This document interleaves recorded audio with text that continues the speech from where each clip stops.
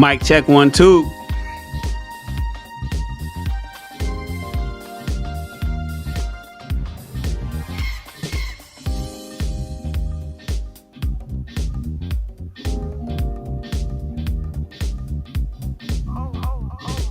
What up, Mr. Ross? What up?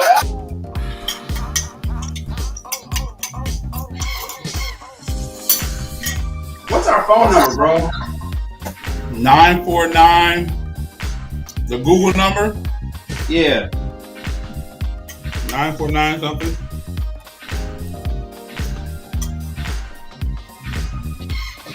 Nine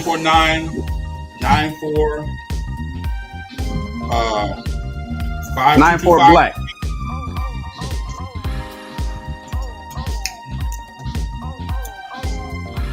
That sound right.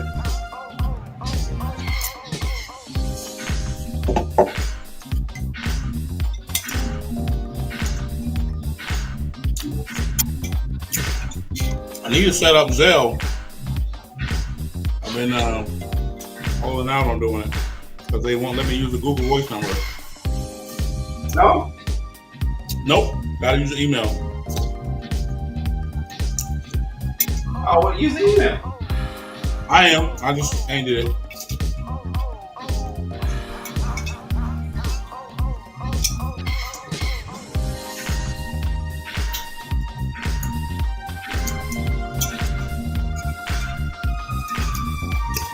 I don't know why I enjoy this music every single time.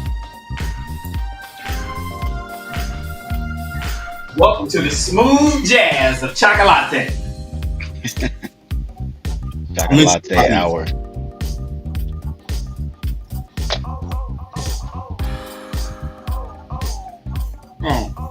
I just picked up the song.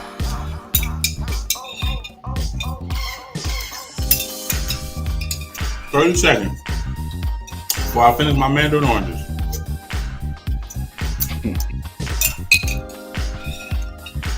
I can finish it. Done.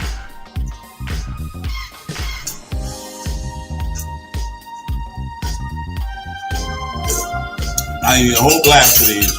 Whole jar of these. Okay. Welcome to Black the Black Man and the Thing, where you can ask any question you want. We have Shannon Rawls as our captain. He'll be navigating the ship today. And dear Robert Longmire, sorry for the Sir. long awaited wait, good people. I apologize in advance that we had to take a station break last week. Um, I'm gonna blame it on Shan. I'm gonna just say that he was emotional last week. You know, and he was swatting flies. You know, his frat brother passed away, so we don't take that lightly when somebody passes away. So, without further ado, I bring you Ask a Black Man Anything. I'm trying to get this damn clubhouse going. Give me a second. I'll be there. Well, good evening, ladies and gentlemen, dudes and dudesses. Turn my notifications off because we are back. We are black and we are live. Mr. Longmire, how those Yes, projects going sir. over there? Projects are going smooth. Very nice. Very nice. Very smooth. I'm tired as heck though, man. I've been working my butt off past couple of weeks, but we here. Things is almost ready. Things is almost ready. Happy about it. You talking about with uh, the the Longmire bottles? Yeah, the Longmire Cellars bottle's almost ready. Should be the first bottle to be out in July. Wow. Yeah. So working on getting a couple of different places where people can go pick it up. More than likely it's gonna be in the LA area, but also be online. So, setting up something. I'm setting up something for some pre-orders. I'll announce that once I get everything lined up. A little package comes with the people who are first in, so Okay. gonna be nice. You're gonna have your reds. Yeah, it's gonna be, and it's good, man. It is so good. I'm not a fan of red. Um, except for what's that one that all the women just started drinking in the last year, and my ex girlfriend bought it, and Stella Rosa, that one. So she That bought it baby and juice. try this. I'm like, okay, That's that baby juice you can get anywhere. That's Stella Rosa. hey man, But I'm not. I don't even not an avid wine drinker. Mr. Muhammad, Going on? What's the deal? How everybody doing? you a good. wine drinker? I don't drink at all. Oh, that is right. You don't drink at all. Yes, sir. Like never ever. Never. Okay, that was me up until I turned 30. I never had a drink. Never wanted to drink. My father was an abusive alcoholic. And so one of the things that I decided was made a pledge to myself that I would never drink because I saw what it did to him. And I saw how he abused my mom. And I was just like, yeah, I don't want that because I can't control myself. And then as I got older, I was like, you know what? If I can control me, because this is where I learned about self control around like 28, 29, way later than I should have. Um, and if I figured, if I can have self control, then I could do something in moderation and not do it in excess. And where I saw him falter was, I mean, he'll tell you even now, he's 60 something years old, 67 something like that years old. He'll tell you now, man, every time I put down one, I'm picking up another one. I'm like, yeah, Mm. I don't even want that lifestyle. So, uh-oh, that's no way. That's no way though. So, yeah, I'm not here for that at all. Give me 30 seconds. Ah, dang on Mike fell. I don't know why, Mr. Muhammad, man, but I've been sitting here like waiting for the opportunity to get with you and play basketball, bro. Like, yeah, Last time I played was on my birthday, man. I'm so out of shape, man. man, I saw the video of you.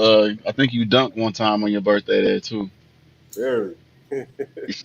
Man, Man, I'm worried that man. I'm worried I might not be able to test the rim or nothing no more. See, I didn't get to 6'7". I'm only 6 foot, so I got to work to get up there. But man, it's guys that 5'5" with bunnies. Oh yeah, for sure. hey, I had it, man. I had it, and a couple of years back, I was dating somebody, and her son was about 16 years old, so we went to go play ball. I jump into it thinking I'm finna do big things, man, and every single time I landed, it hurt. Listen, listen. Once you get past 35, it's different. Stuff just start hurting for no reason. It was 25 for me. Like honestly, after 25, like just putting that wear and tear on your body. Yeah, yeah. I'm sure you playing. Practicing and do 2 a days. Yeah, it was a lot, man. Like even this morning, I woke up with just like You getting there, man. Welcome to the club. You getting there. Wait, wait till you wake up one day and be like, "Damn, my shoulder hurt."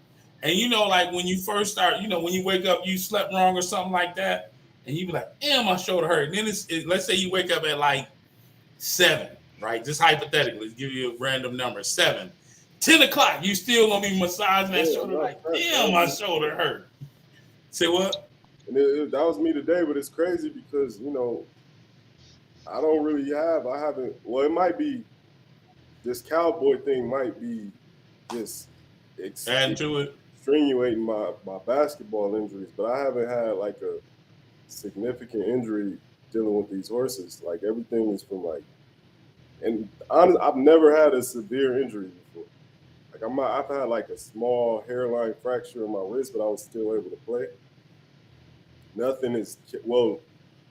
I've had injuries that should have kept me out, but that goes into that like just I don't want to call it toxic masculinity, but whatever that just ego where you just can't like sit down and rest and just like nah, you gotta play, you gotta push through it. I'm Yeah, like, you man, gotta make yourself. I I, broke my body down doing that, like just yeah. Same here, unnecessary. bro. Man, I'm paying for it now, man. Um, I need to go to the ortho and have these knees checked out. I feel like if I get like some cryotherapy on my knees, I'll be straight. To relieve some of what I feel is inflammation. I don't know what it is, but I know I need to go to the ortho because Yeah. I hoop twice a week. Um, I ain't the greatest hooper, but I'm gonna do what I can do. So, anyways, You, I knew when it was over for me, man. I think I was 29, maybe the first year after I stopped playing semi-pro ball, football, whatever. I was asleep and my leg started burning. Fool around and pulled a muscle, pull my quad in my sleep. I knew it was over then. I'm like, nah, you can't, you can't pull a muscle sleeping, bro. Like, that means you ain't stretching right, Rob. shoot, I don't know what it was. It was weird. I slept through it, but it was weird. It was news to me. I didn't know that was something that was possible. Yeah, that's crazy, man. Anyways, welcome everybody to Ask a Black Man Anything. We are always excited and happy that you are able to tune in tonight because guess what? We love to have you here. As we just, we chop it up, man. We talk about these old, athletic injuries as we get older. I want to give a special shout out to Mr. Longmire because his audio is flawless tonight. We'll see how long it lasts. We'll see how long it lasts. Hey, listen, I'm here for it. Make sure you drop in the comments what city or state you checking in from. We love to see it. We're glad that you're here. I am Chris Davis in Atlanta, Georgia, by way of Buffalo, New York. I am the author of two amazing books that you can find right here on my Instagram page, the real underscore Chris Davis. The first book is The Edge of Greatness, and the second one is a dating and relationship book that allows you to guide yourself through the dating process, to ask the right questions prior to getting into an exclusive relationship, which is called the Ultimate Vetting Guide. And I believe it's something that everybody needs, and I think you got to have it, right? If you're dating, you want this book. With that being said, I want to toss it over to Mr. Longmire. It's on you. Yo, yo, Robert Longmire out of Bakersfield, California. Entrepreneur, investor, trying to do some big things. So we're gonna see in the next couple of months. I'll have an announcement, probably early July. I'll announce it and I'll start doing some pre-sales. And hopefully you guys will all chip in and show out for me so I can let them know I'm going my right path. That's actually I already know I'm on my right path. I'm loving the process, doing something that I love. So can't be wrong, Mr. Shaheed. What's going on, everybody? Shaheed Muhammad out of Los Angeles, California, your favorite black cowboy. Don't got too much to say tonight. I'm just ready to get into the show. Let's do it. Yep, yep.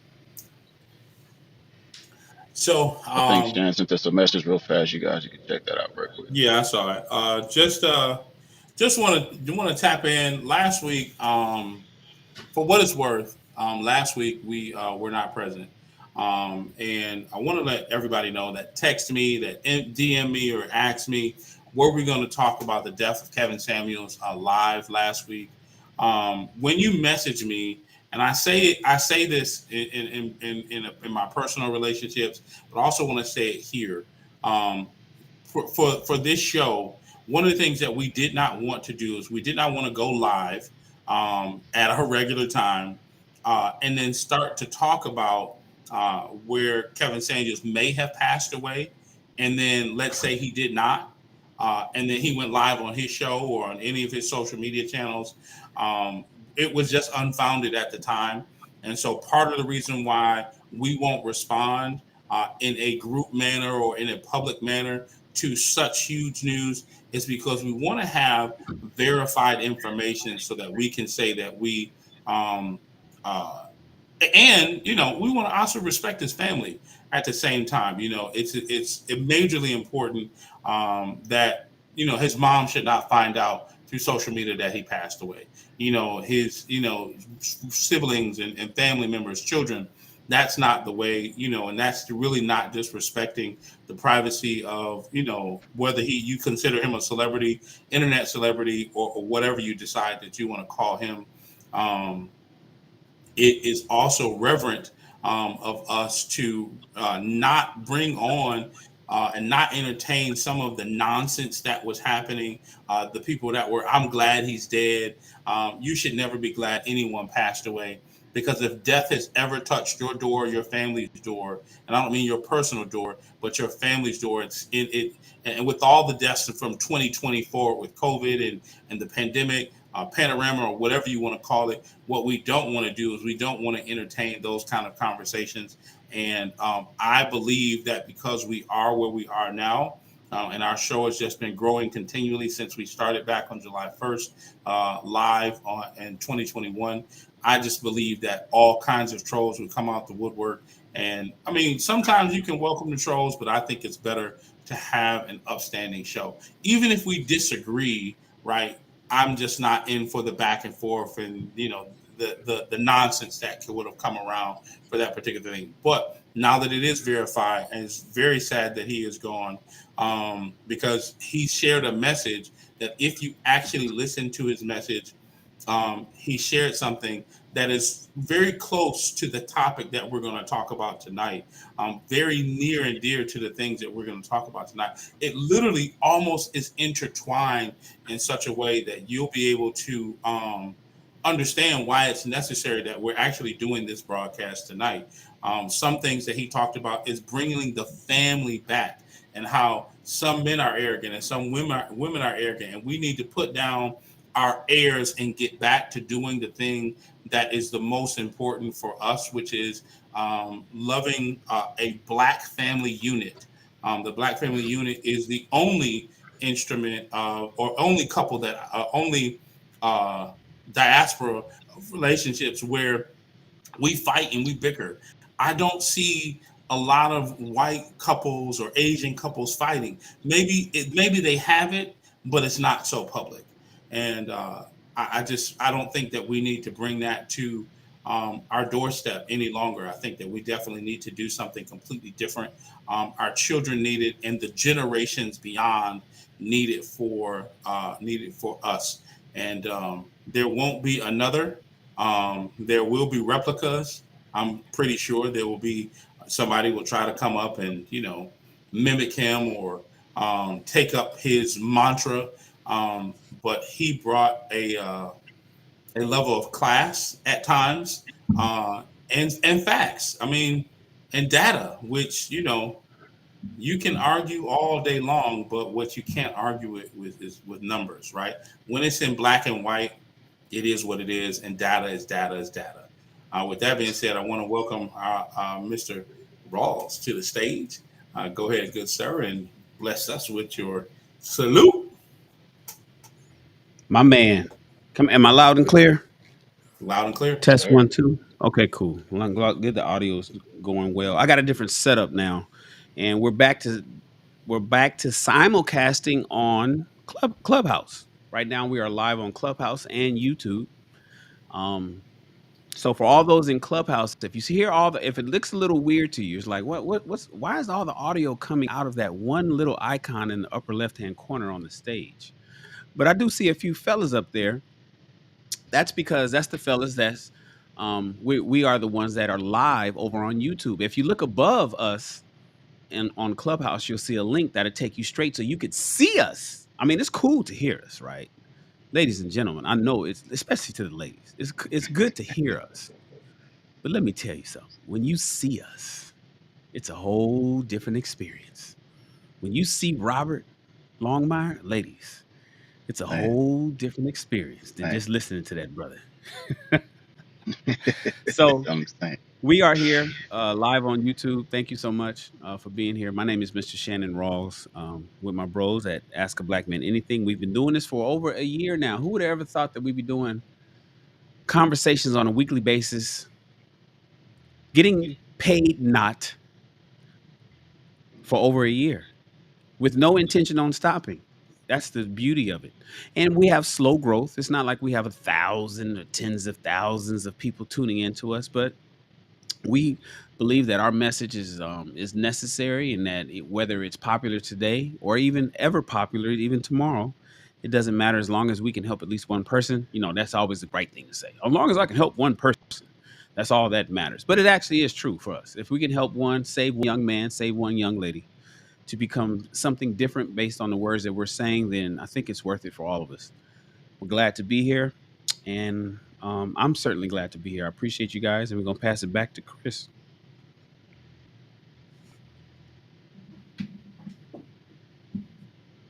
I'll unmute my mic.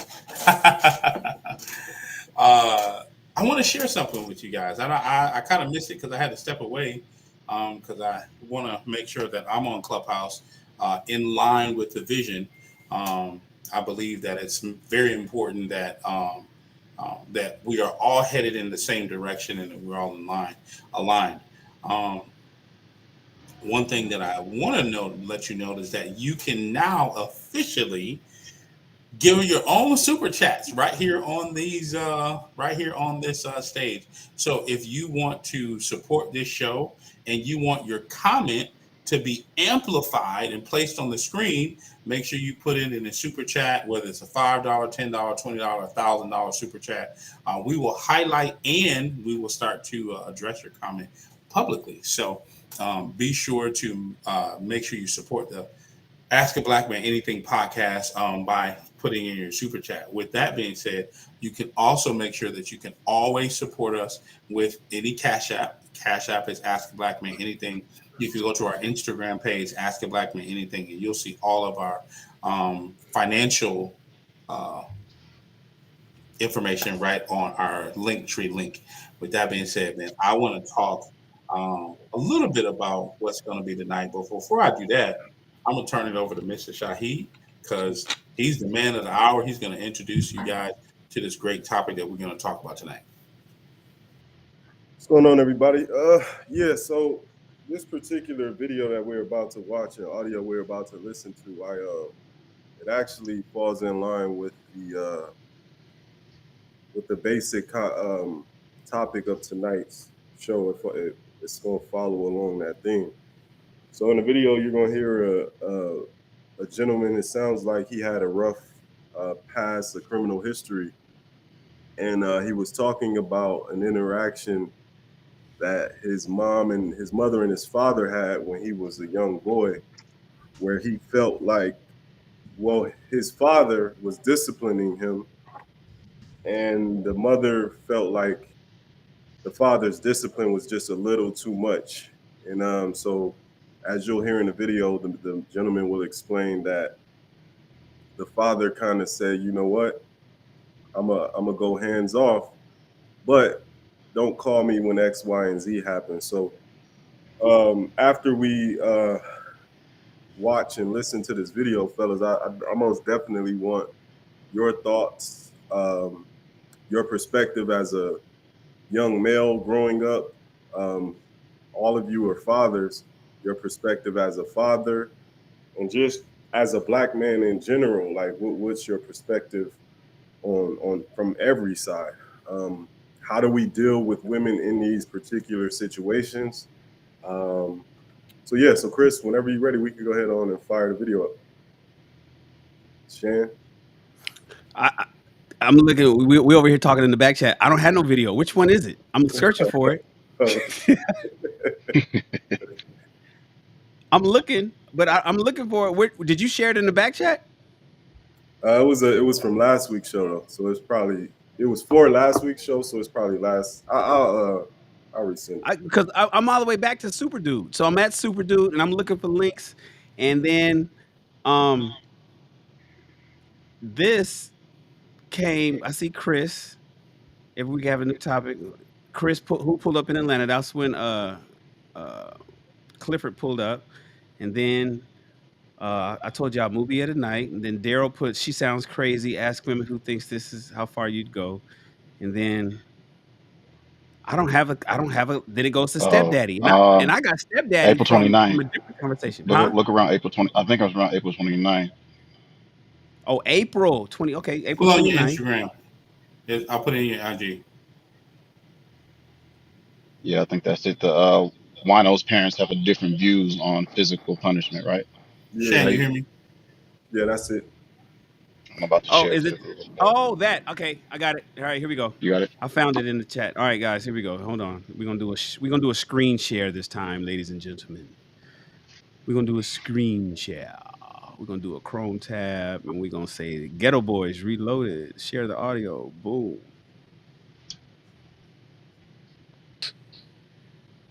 But the way he handled this used to scare All right, hold on. Here we go. my daddy. You know, them old school ways. When we would act up, he would handle us. But the way he handled this used to scare my mama.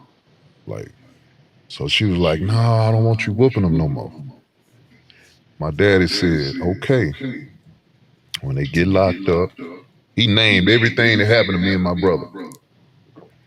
When they get locked up, when they get shot,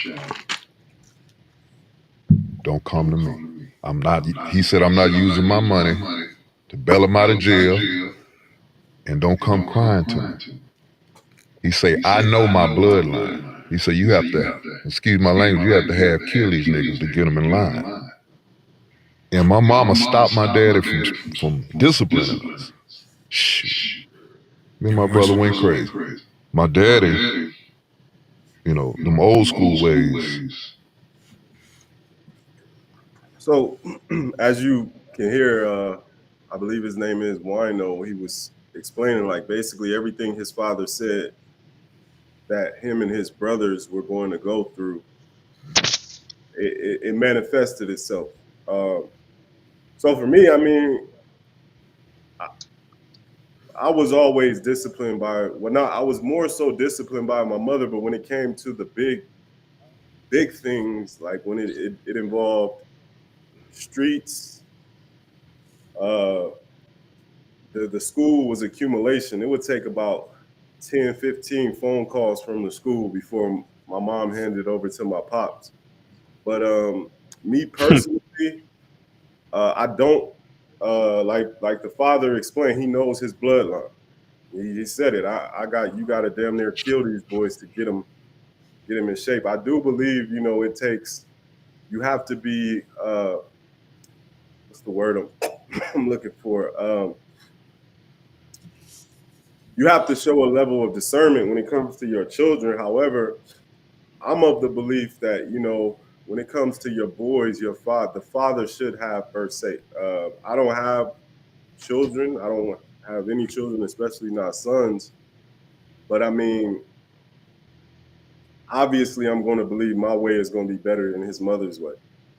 So, fellas, I mean, the floor is open. We can have an open discussion about it. But from the first perspective, I want to hear your perspective as a young man growing up. Your relationship with your father, was it non-existent? Was he the primary disciplinarian, or how did that look? Just from the perspective of us as young men.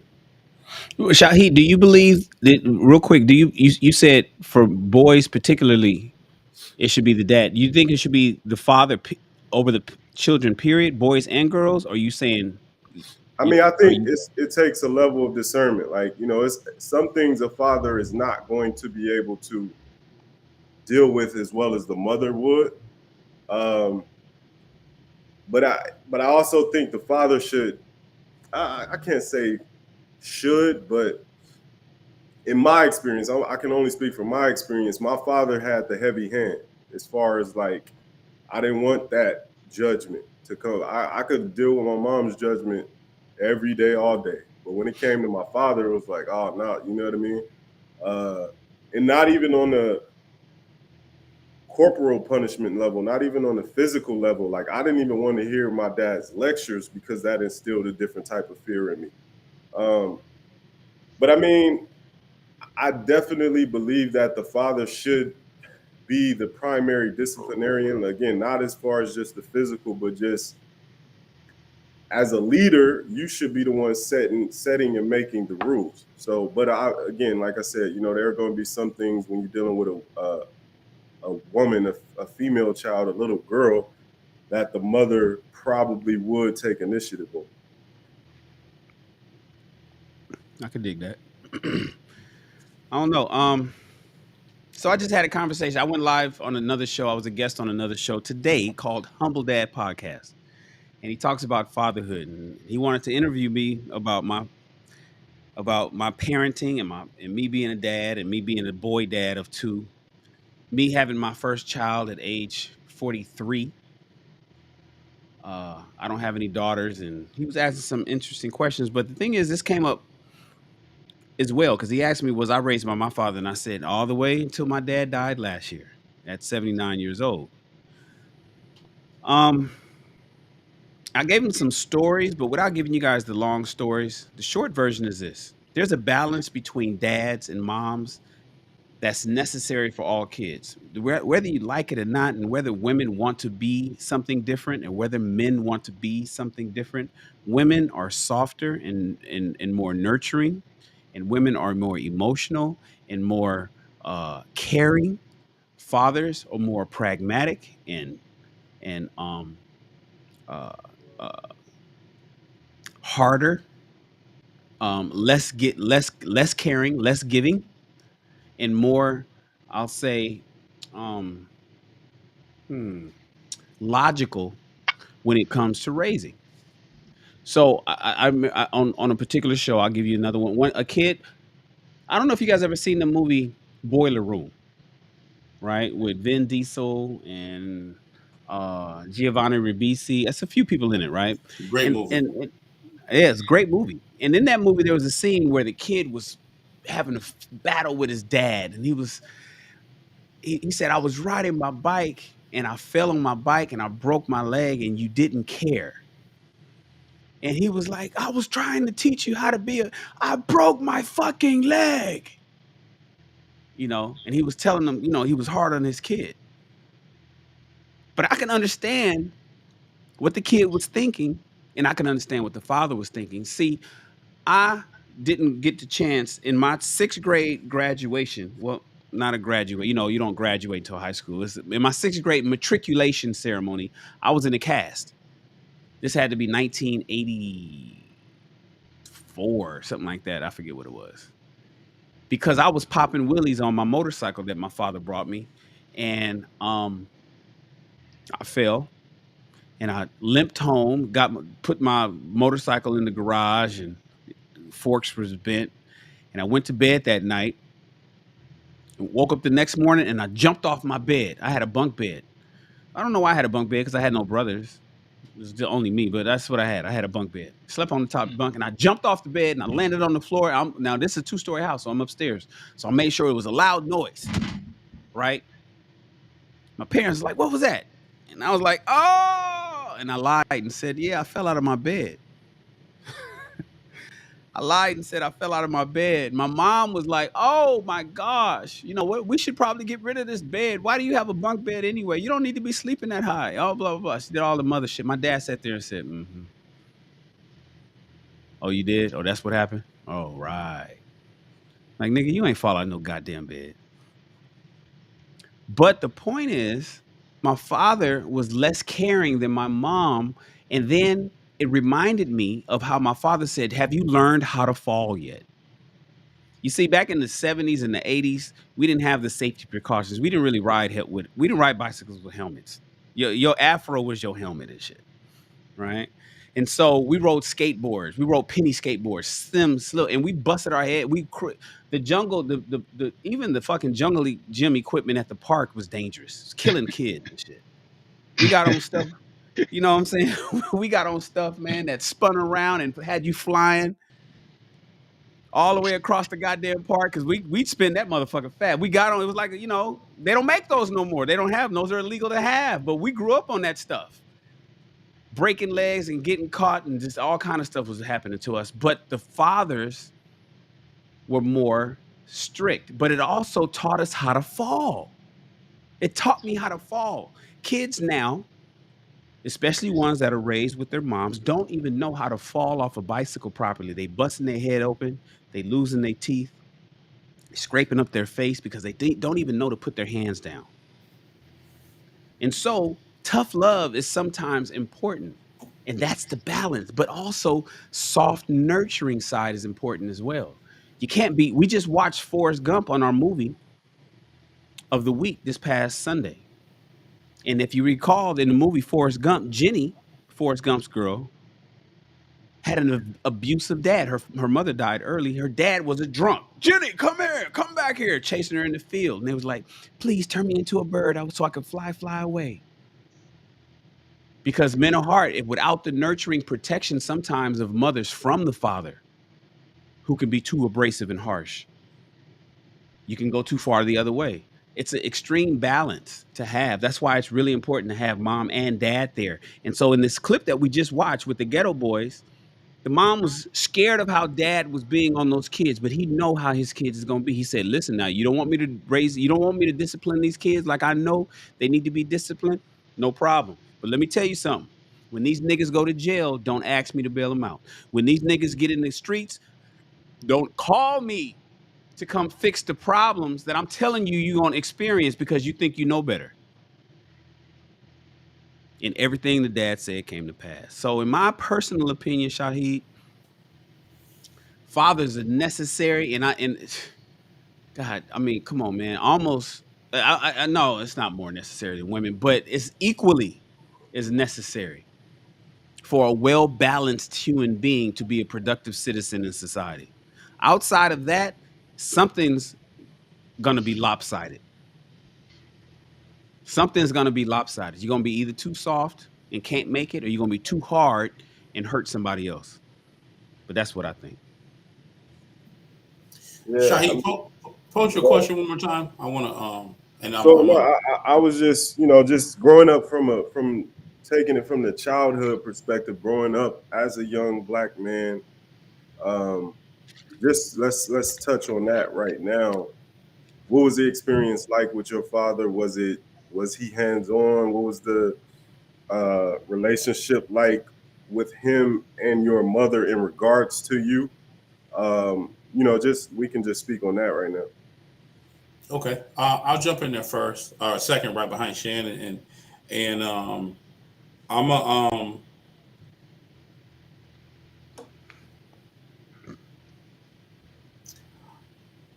I'm gonna be extremely transparent. So excuse me for the emotion I feel at this moment. Um, my my first experience or first memory of my father, and if you actually buy my book, it's something I talk about. Um, my father beat my mother. My father gave me beer at the age of 3, something I'll never forget. Because at 3 I wanted to have what he had because I'm a kid. I'm a son that wants to mimic my father. So I asked him for whatever the drink was that he had, and he gave it to me. And I didn't realize back then, but it was beer. It had this bitter, nasty, sour taste, and I never had beer in my life. My father was an abusive alcoholic. If you listen to the very beginning of the show, you read my book, my autobiography. My father beat my mother. So I had a terrible relationship with my father because my mother left him, and um, I grew up without a dad.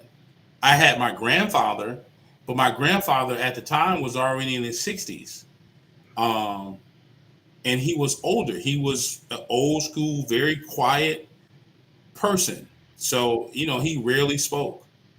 Um, and the relationship between me and my dad, I can still visualize my biological father throwing my mother down a flight of 12 stairs. And this is in Little Rock, Arkansas, where we didn't have gravel, we didn't have pavement. The the driveway was rocks, like the cement rock. So if you can imagine, just rocks throughout the entire driveway. I remember that vividly. Every time I say it, I literally can see it playing in my mind. So not having a father was traumatic for me until I turned 18 and I met a man that was a good man and taught me how to be a better man. And then I learned how to forgive my father. Um, and then I actually reestablished a relationship with my father um, at 35 and forgave my father because forgiveness is not for them; it's for us. I buried the hate. I buried the. I didn't know how to be a man. Like so, I mishandled my ex-wife because I didn't have a man to teach me how to be a masculine provider husband. Is that an excuse? No, it's just my reality, right? I had to learn those things, and so I'm a taper off there because that was my relationship with my dad. Had I had it, I can guarantee you that my children would be way more well balanced. And my children I have 5 boys, 5. And my children would have a balanced mother and father because they would have a balanced father. I would be able to pick the right woman to bring into my marital home and do the right things and raise them right and not push them so hard. Um, like Shan said, you got to have a balance because fathers help young men define their masculinity, or they'll push them too hard and they'll be effeminate men. And I'm guilty of all of it. I'm guilty of both sides, being too hard on my kids, being not balanced. I'm divorced now. I've been divorced for 5 years. So when I got divorced, I told my kids, and I'm gonna toss it to the other fellas. I told my boys, I said, listen, I can only be your father. I cannot be your mom. So I, right or wrong, I left it in her hands to be the mother, the femininity that they needed. Now I need to bring that same femininity to my children so that they can, have some sense of balance. So I can restore the balance. But not only for me, but for them as well. So I tossed it back. Rob, what you got? Me, um, I had Oh, my damn it, Rob. it was, what, is the audio wrong or something? You struggle streaming. I No, don't now you on understand that. why. Now you on that. You Super on that speed. dial up. You on that AOL internet and shit. I don't know how that happened. Is it good now? Or should I turn on my other Wi-Fi? Wi-Fi, Ethernet cable. I'm on my iPad, so Ethernet cable ain't a choice. We gonna go in and get Rob a laptop.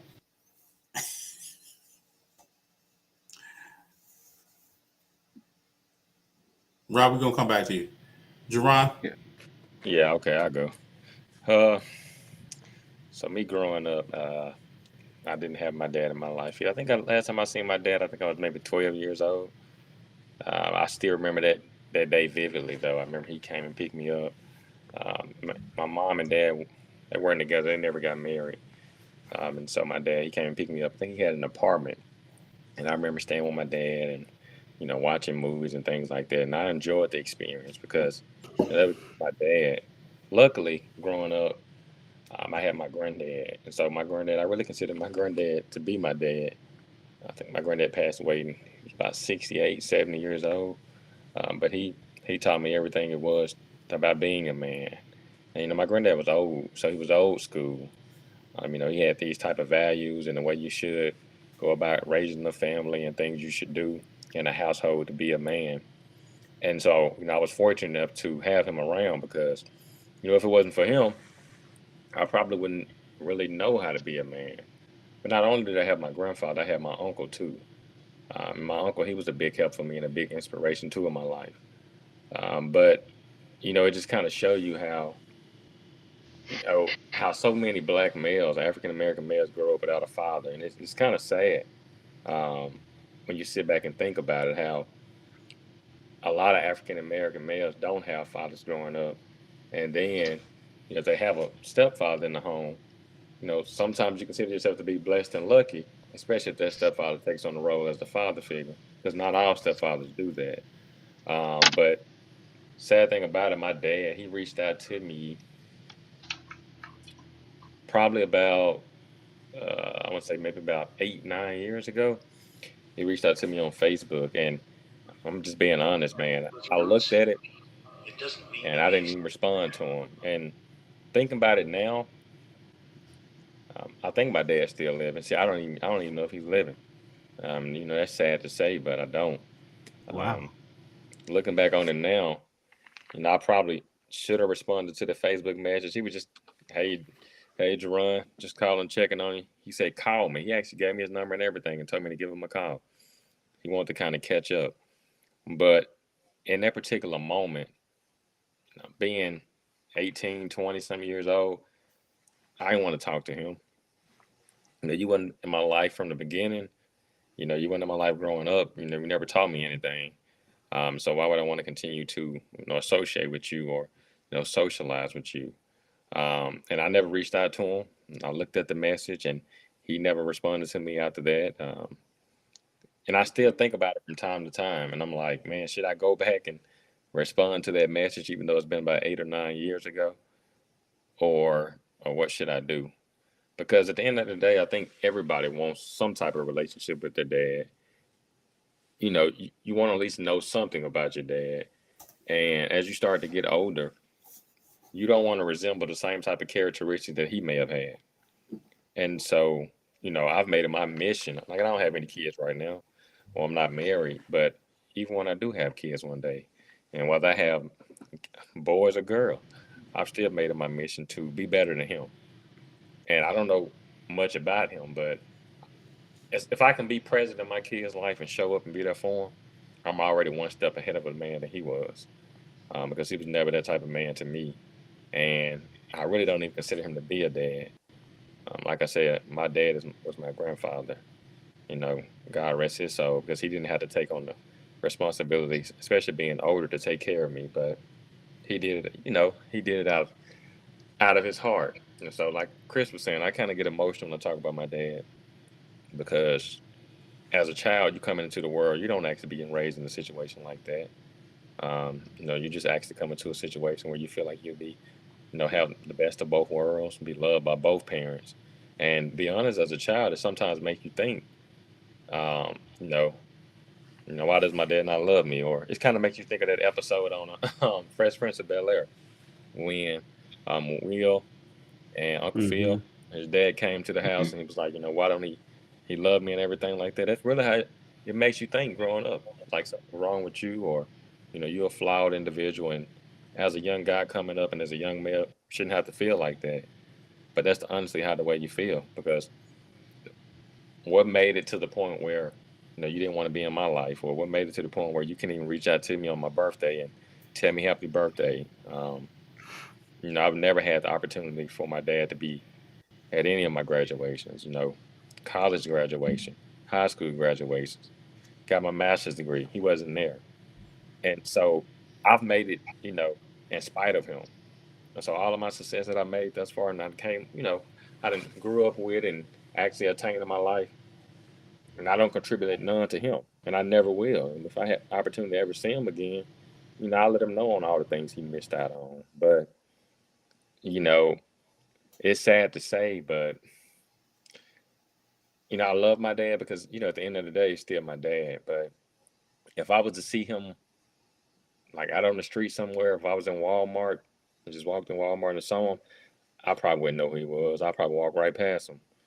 And you know, it hurts me to still think about it and talk about it like that. But you know, That's interesting that you say you love your dad though, and then you. well, I mean, I got love for him, because at the end of the day, like I said, I did have a couple of early memories of him. Like I said, I think the last time I seen him, I think I was 12 years old, and you know, we had a good time and we enjoyed spending time with each other. But since then, I haven't talked to him, and I don't know if he's ever tried to reach out to my mom and get in contact with me or anything like that. But like I said, he did make that one effort about 8 to 9 years ago to try to reach out to me on Facebook, Got but it.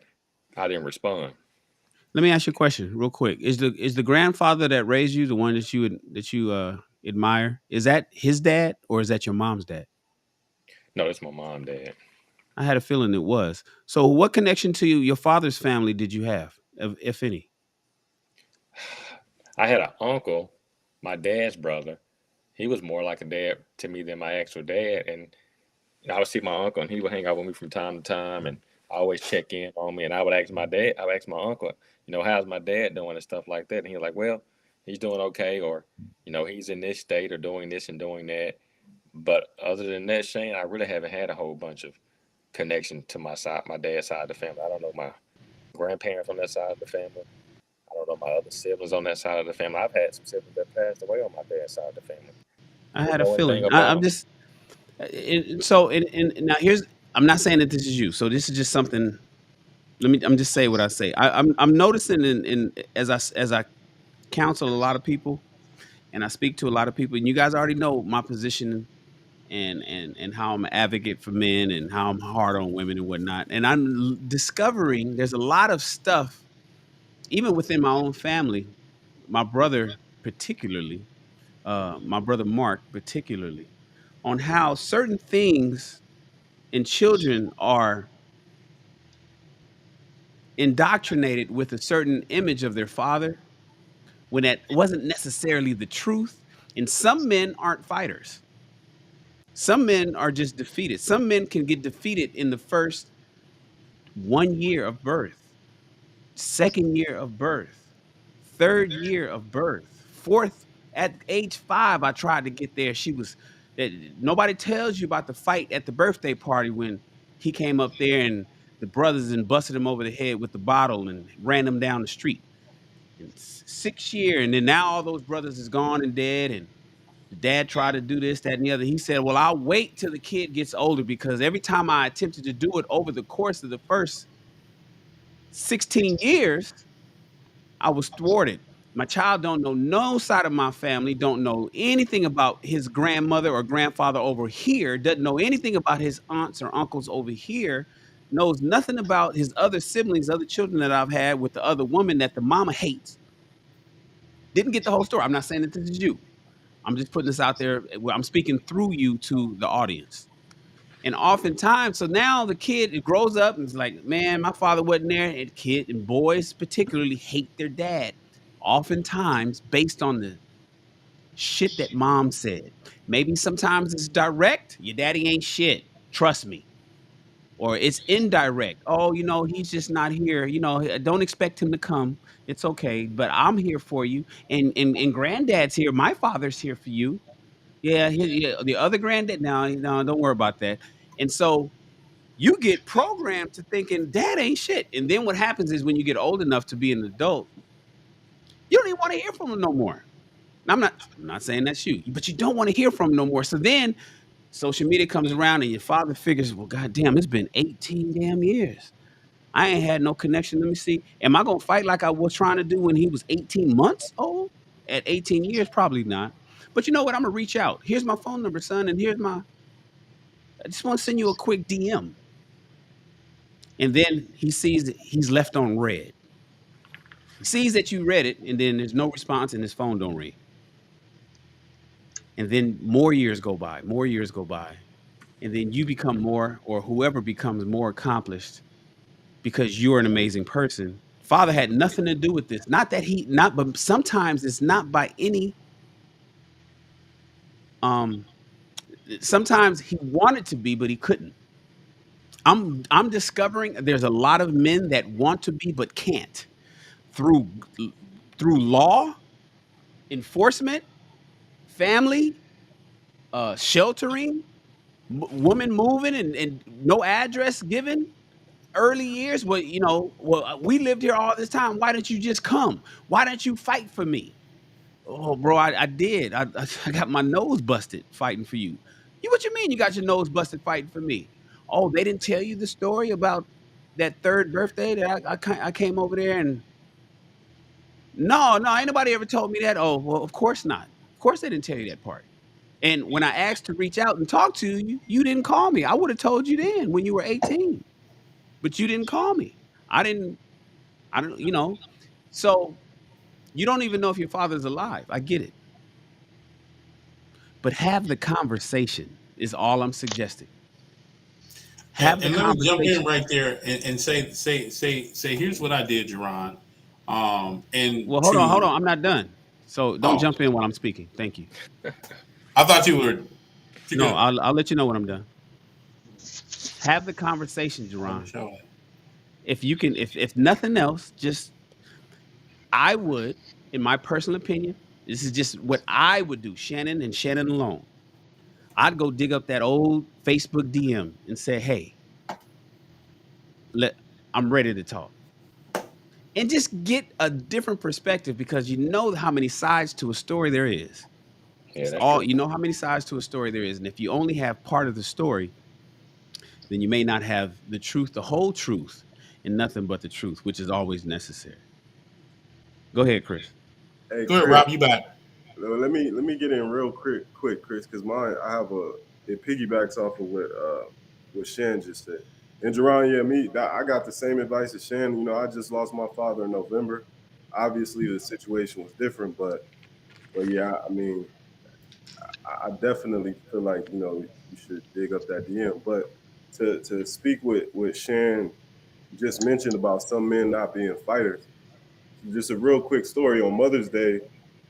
I was just around the house on Mother's Day. I look out my window, see an attractive, real attractive young lady. And I'm just, never seen her around my building before. So I'm just looking out the window, being nosy, like, who was that? You know what I mean? And then, a few steps behind her, it's a man behind her. He's carrying a car seat, and He goes and puts the car seat in the back seat. She no, she put the car seat in the back seat.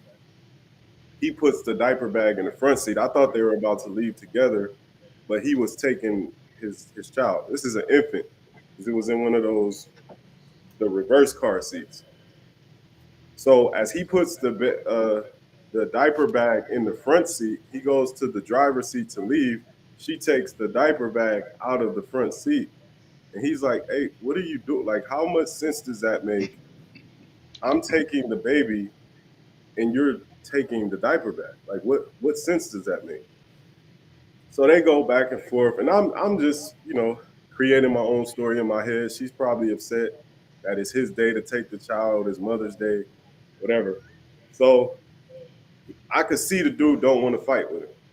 He like, all right, man, you know what? He put his hands up. He take the baby out, put the car seat on the ground. Like, cool, you got it.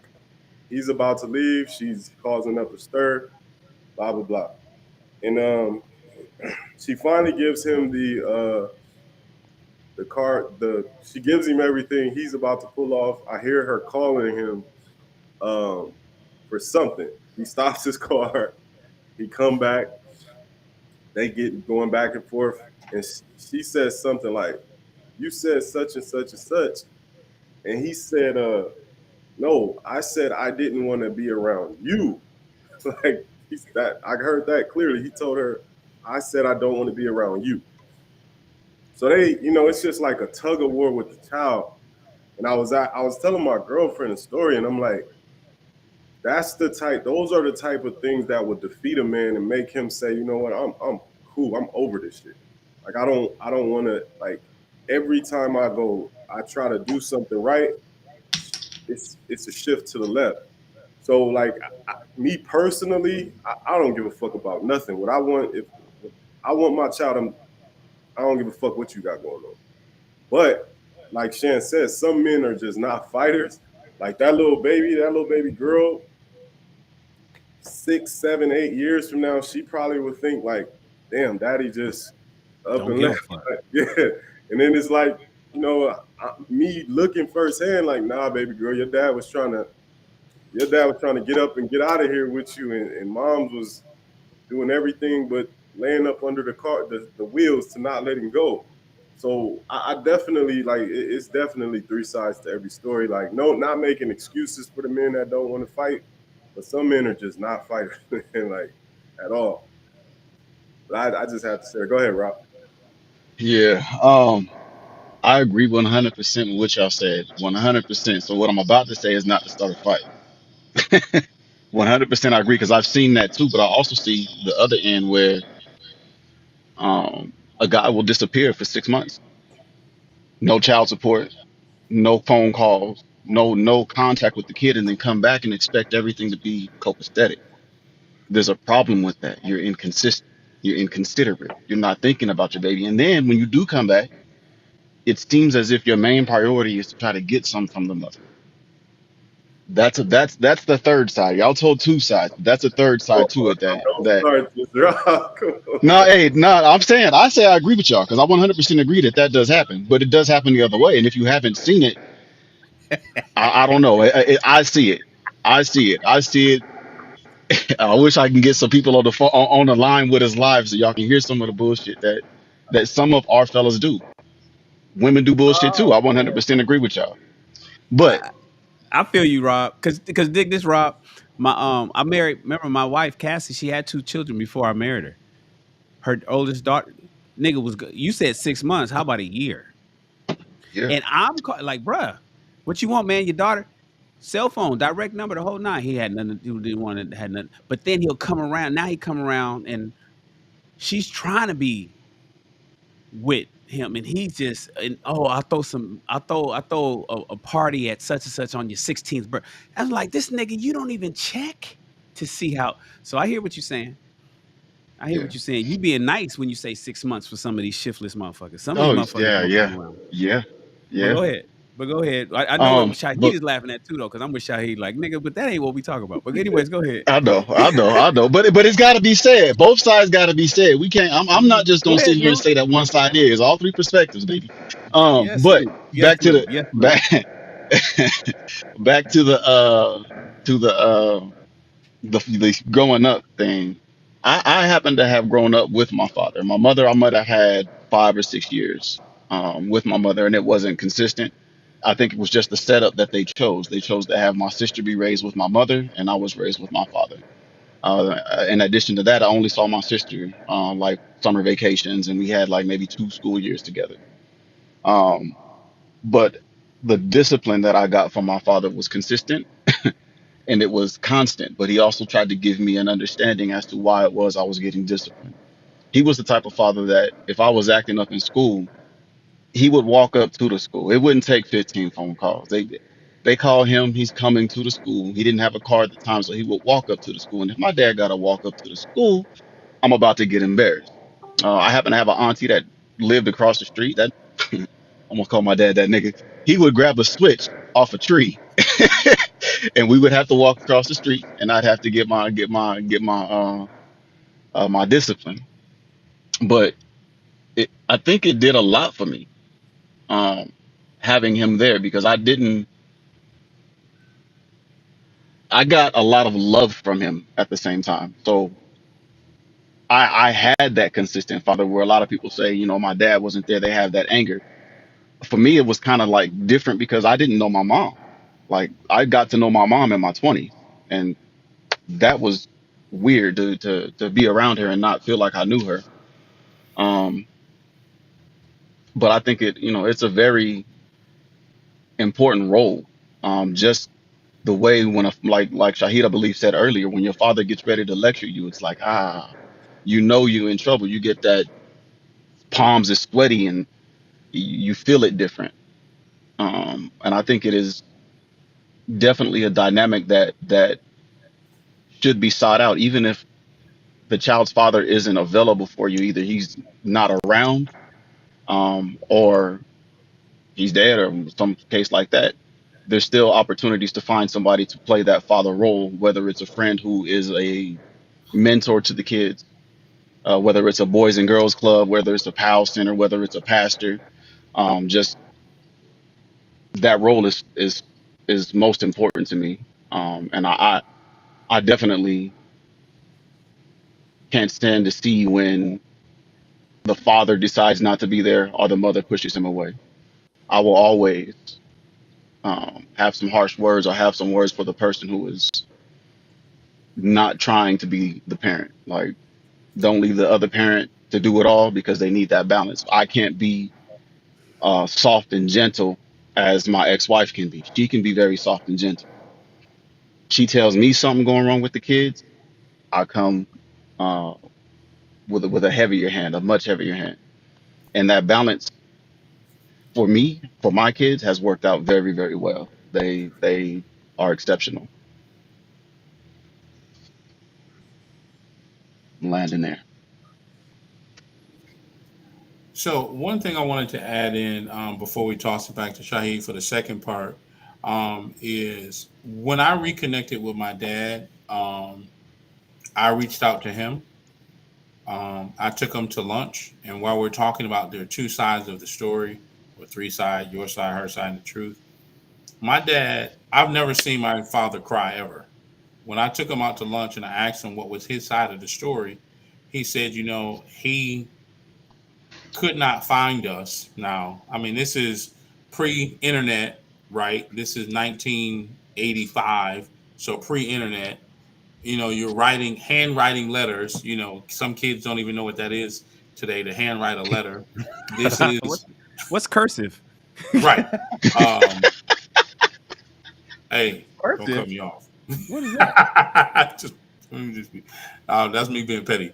No, but what's cursive?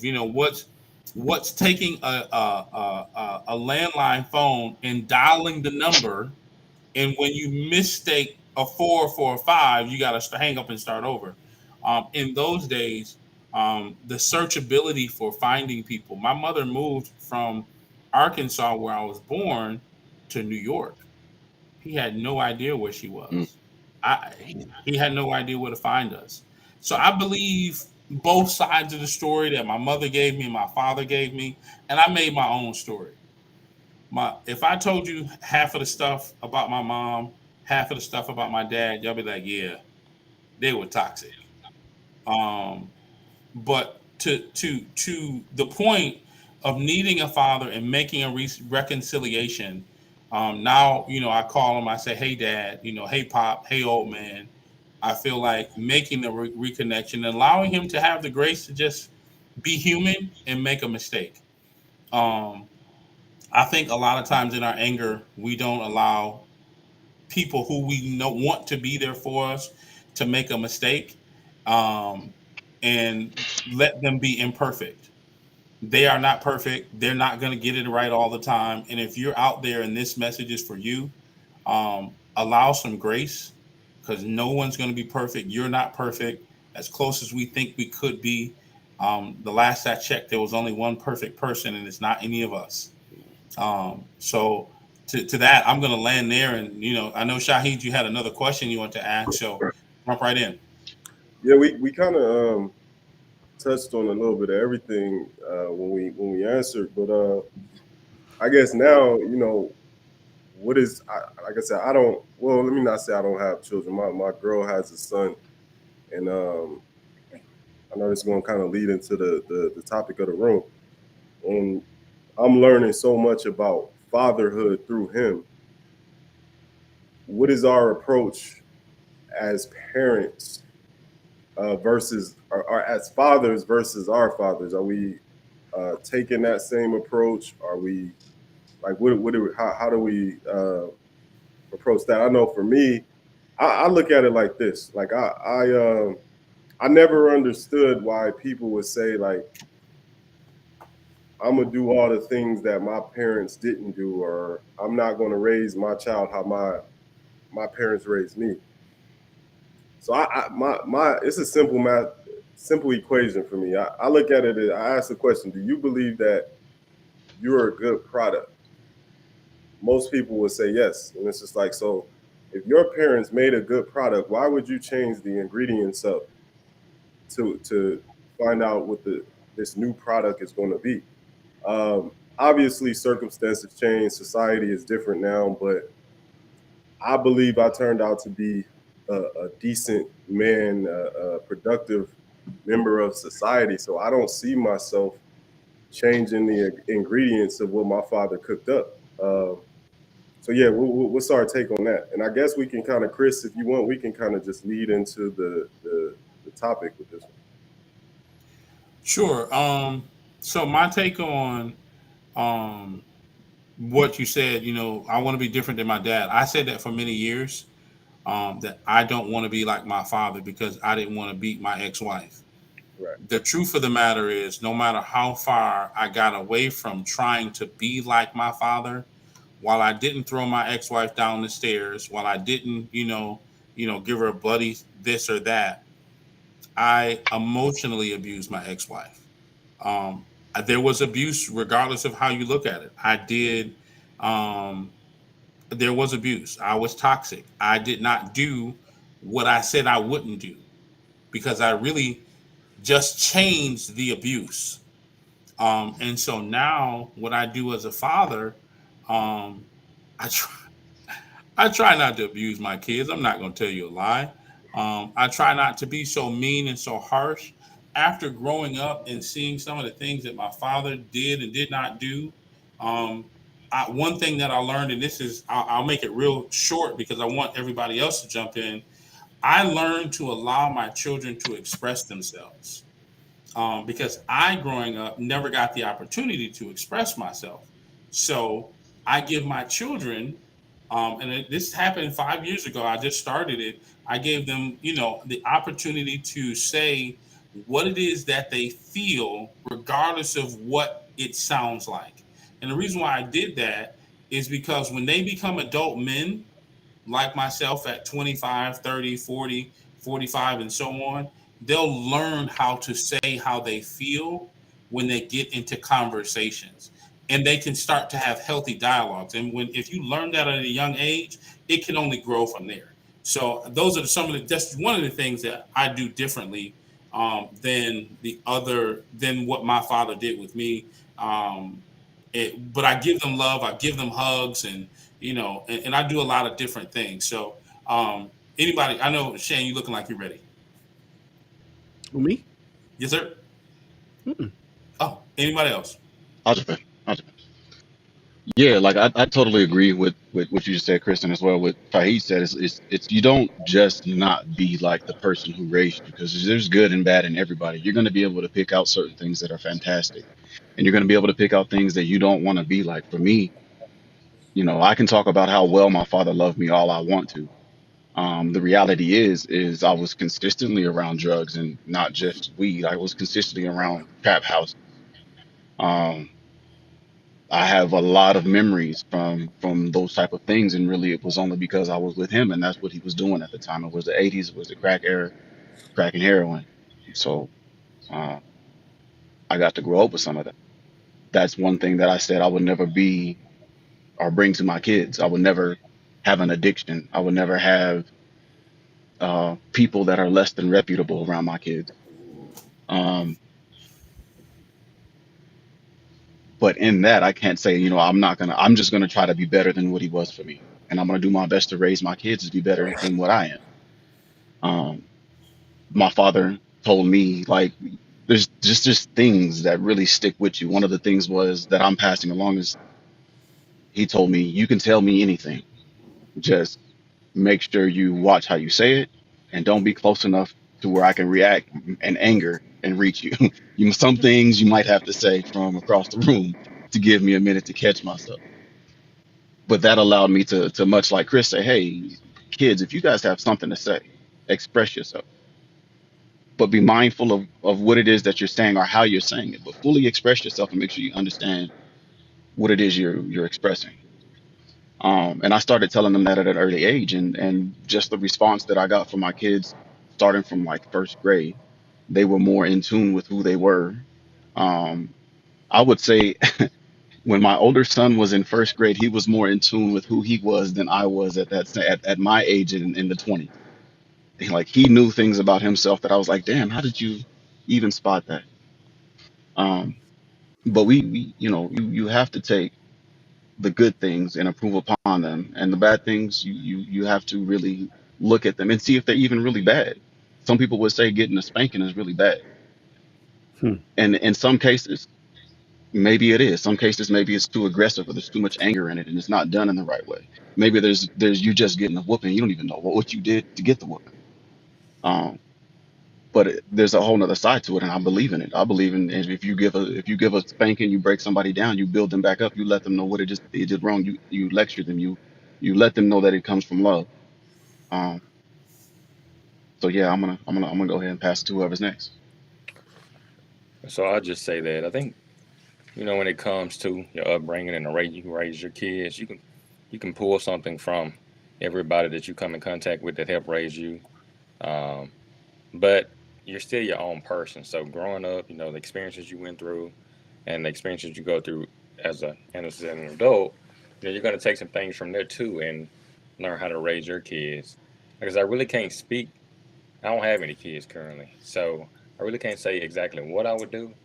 And like I said, I never really had my dad in my life, so I really couldn't say I would raise him per se in the way that he when he wasn't around. But I feel like with my grandfather, there was a lot of things that my grandfather did that were positive in my life that I probably would instill in my kids as well.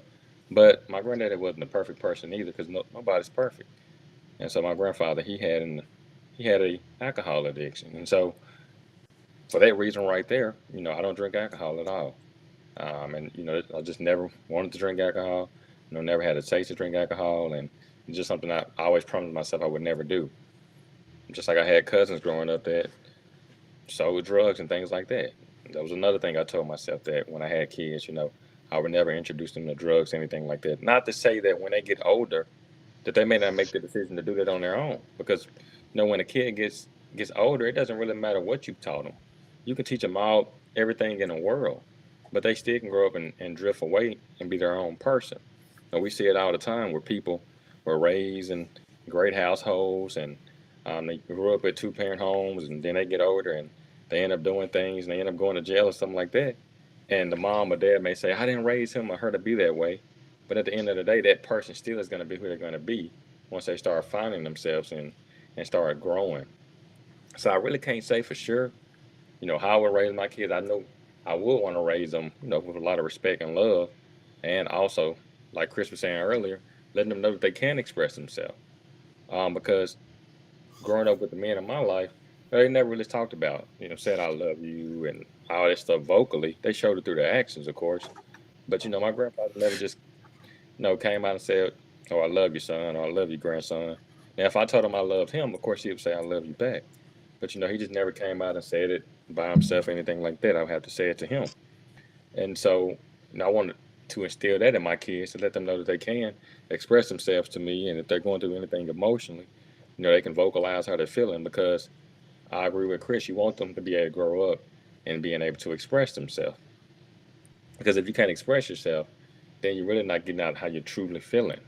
And as an adult, that's going to be extremely important, especially when you get into relationships with other people. You need to know how to express yourself, because don't nobody want to be with somebody that can't express themselves and can't express themselves to the woman or whoever you're with. So that's something that I would say that I would take from my grandfather. He didn't show me that I want to kind of embody on my own. But at the end of the day, like I said before, a lot of your experiences growing up, you can take some things, good and bad, from your folks. But at the end of the day, a lot of things you're going to do with your kids is going to be stuff that you learned on your own as you became an adult. And with that, I'll pass.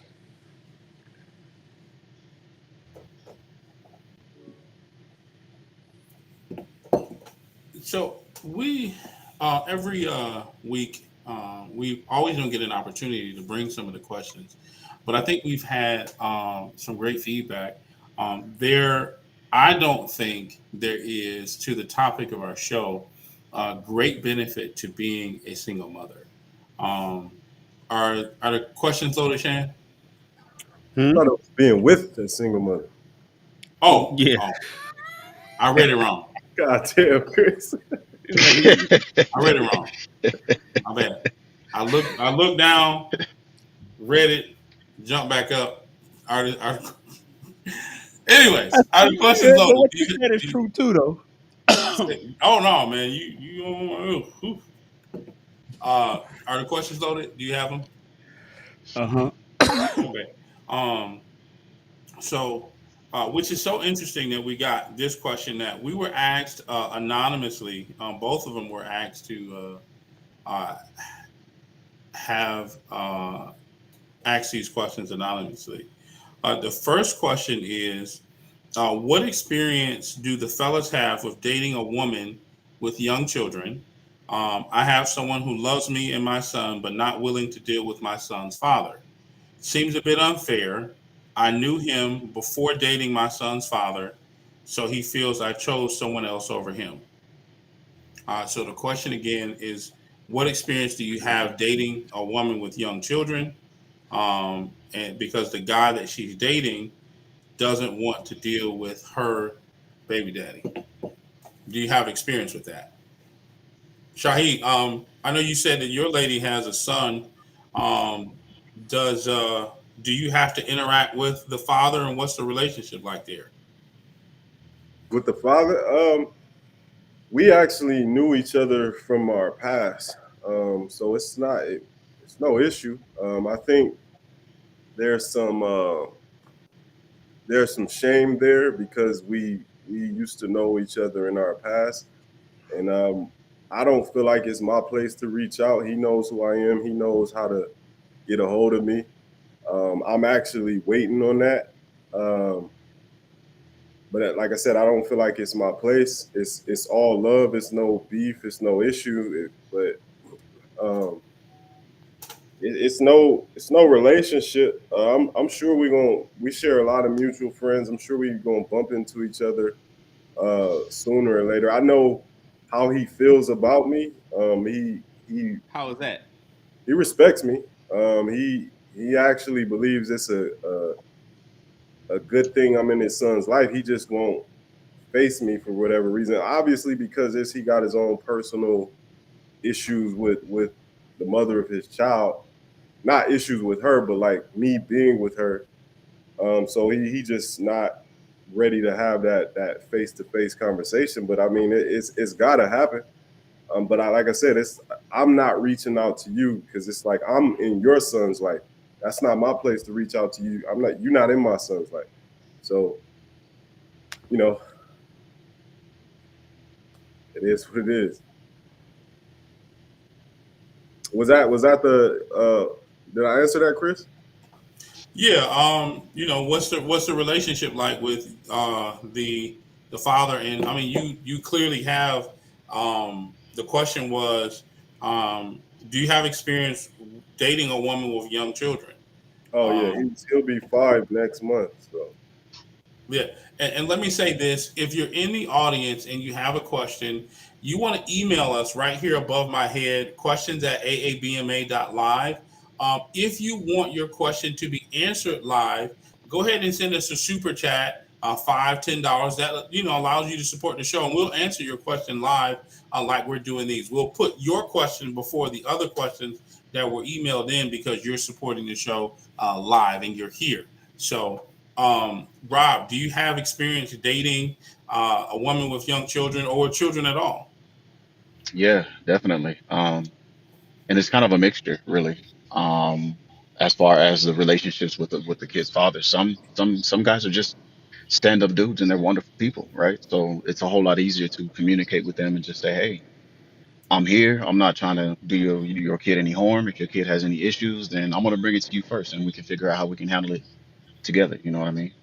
Um, it's just, and then there's others who I know there's somebody that if I were in a relationship with, I know her baby daddy does not like me. He has no reason not to like me. I'm just happen to be the next dude. Um, but he's I'm like, even to this day, I'm not dating this woman right now. Even to this day, I still would like to meet him. I think we'd have a lot of fun conversations. We have some similarities, even though he has a lot that is not like me. Um, but it's I guess that's kind of where I get my perspective from. That kind of was the opposite of what Shannon and Shahid were talking about. Is it seems like some of the women I've dated were willing to have the relationship with the child's father, but the child's father wasn't willing to be there. Um, so, but as far as the other part of this question, where she where she said that he feels like he doesn't need to be, he doesn't want to deal with the child's father because she put the child's father over him. She did do that. You chose somebody else over him, but that's still a petty reason for him to be like, I don't want to deal with the child's father. That's petty. That's still kind of childish in my opinion. But I'm gonna let that go right there.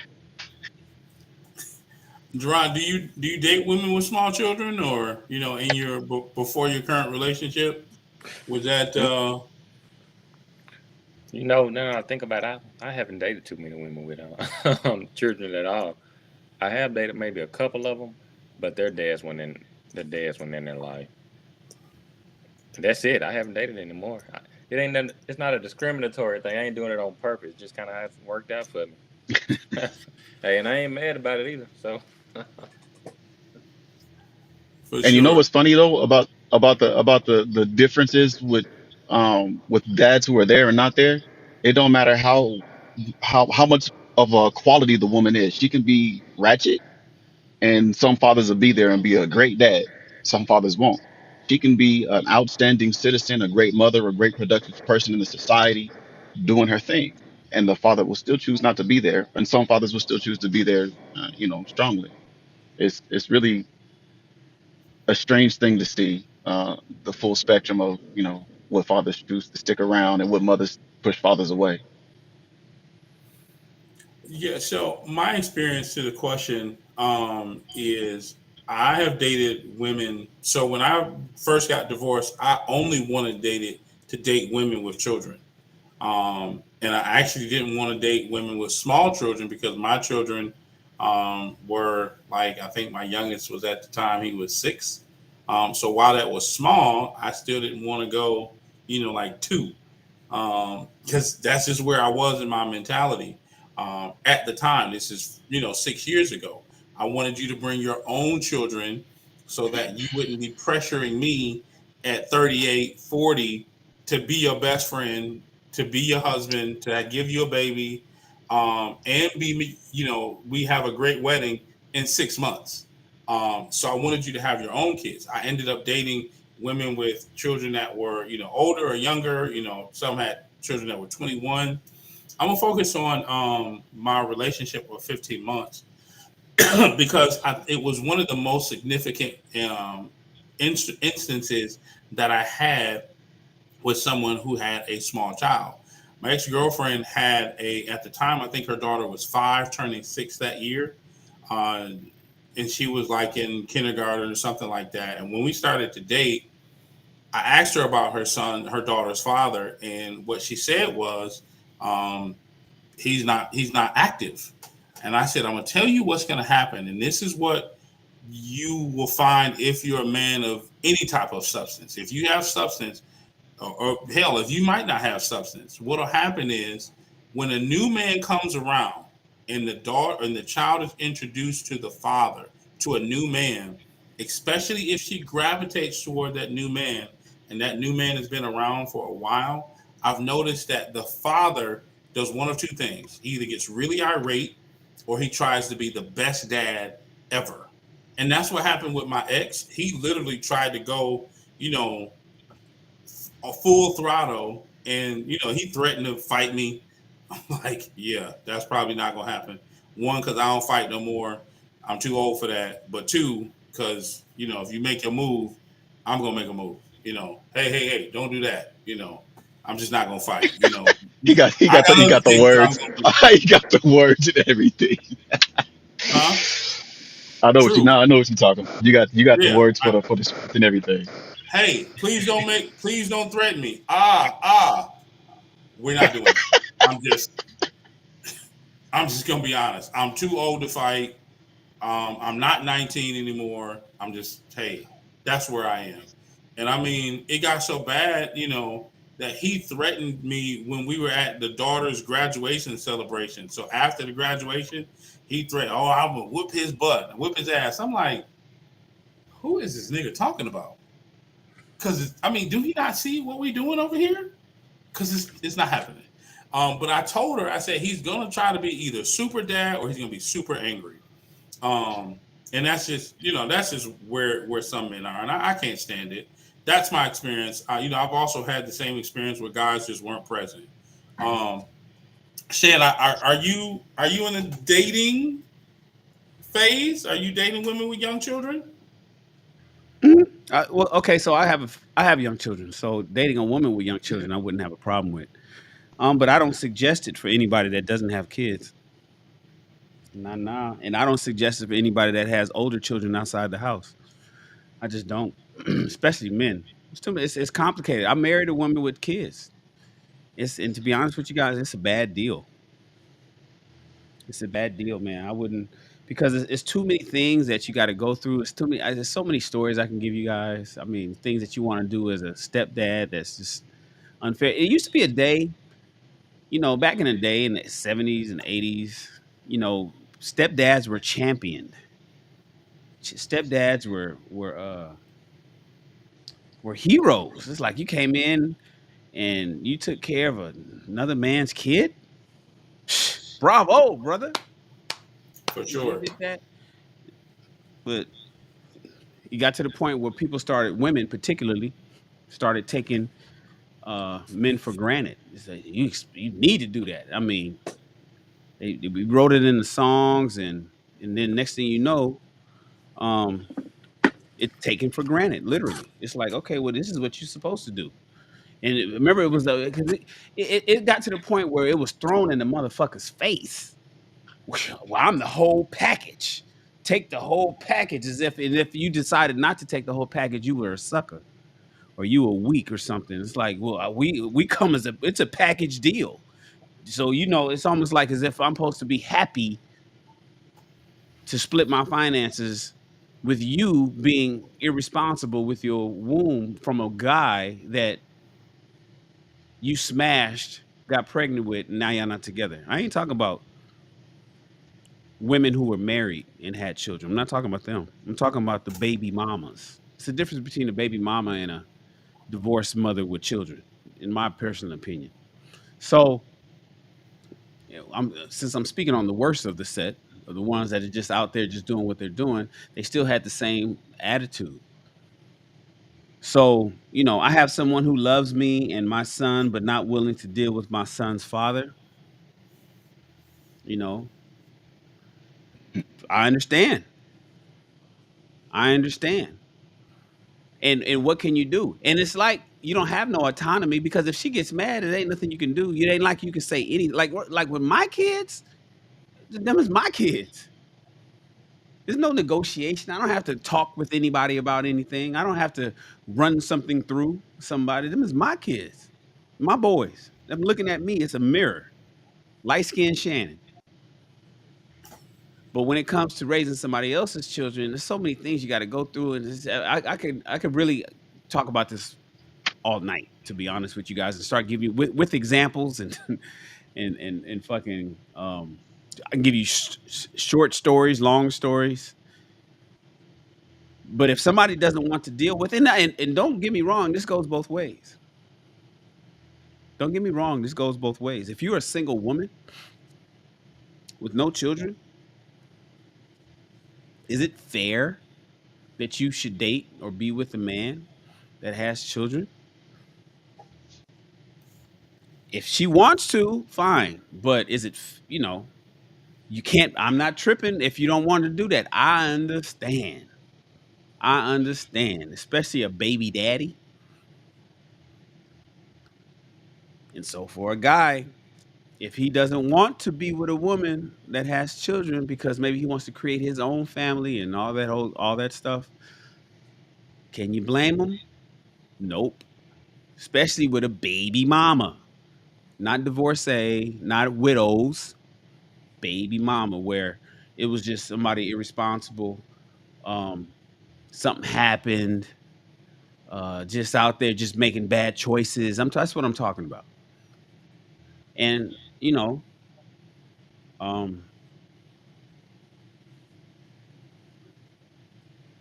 what's the benefits? I don't think we're asking that. We're asking this question here because I see this show is what are the benefits of a black man being with a single mother? What's the benefits? And that leads back to the whole take me as a package. We're a package deal. Take me. You got to take. And it was postulated like, don't you know what you getting? Don't you know what you getting when you get me and my kids? What? No, I don't. I'm sorry. I don't know. What am I getting? Put in posing this question here on the screen, what, a potentially a crazy nigga? And what am I signing up for? What prize did I just win? Since you putting it like that, this package deal. You making it seem like I'm getting a card, like I'm getting a bargain or something. 2 for 1. What am I getting besides what, a potential crazy nigga that I got to fight out in the parking lot of the apartment building? What am I getting other than splitting my money that I'm bringing in every week from my job and taking care of somebody that I didn't create? What am I getting? Other than me trying to impart my tutelage on somebody just for it to be turned around and erased by another man. And I'm low on the totem pole. What am I getting? Legally, what am I getting? Nothing. Unless I adopt. Do you realize you can get married?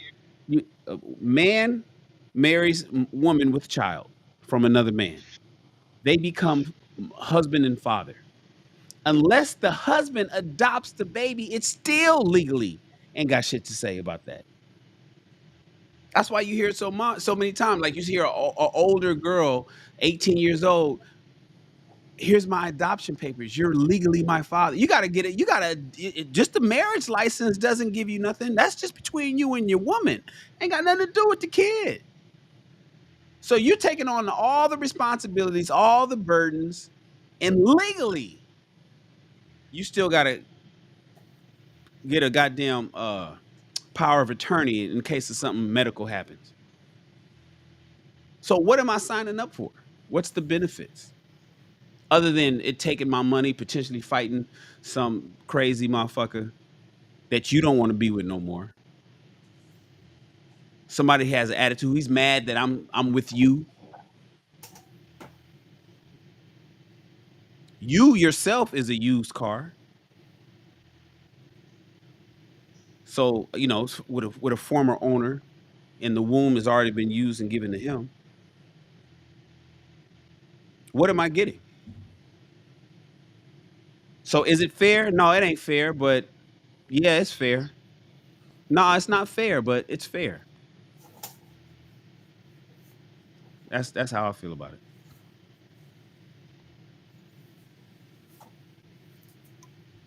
Shaheed? What the question is, the benefits? I mean, for Yep. me, one of the benefits that I've learned in my situation is I can raise I can raise a child without having to put my hands on them. You know what I mean? Because right in my situation right now, I would never. And my girl wants me to be more hands on with her son, and for me, it's like he gives me a different level of respect that he does. I wouldn't even say he doesn't give her, but it's just like she doesn't have the patience with him that I have.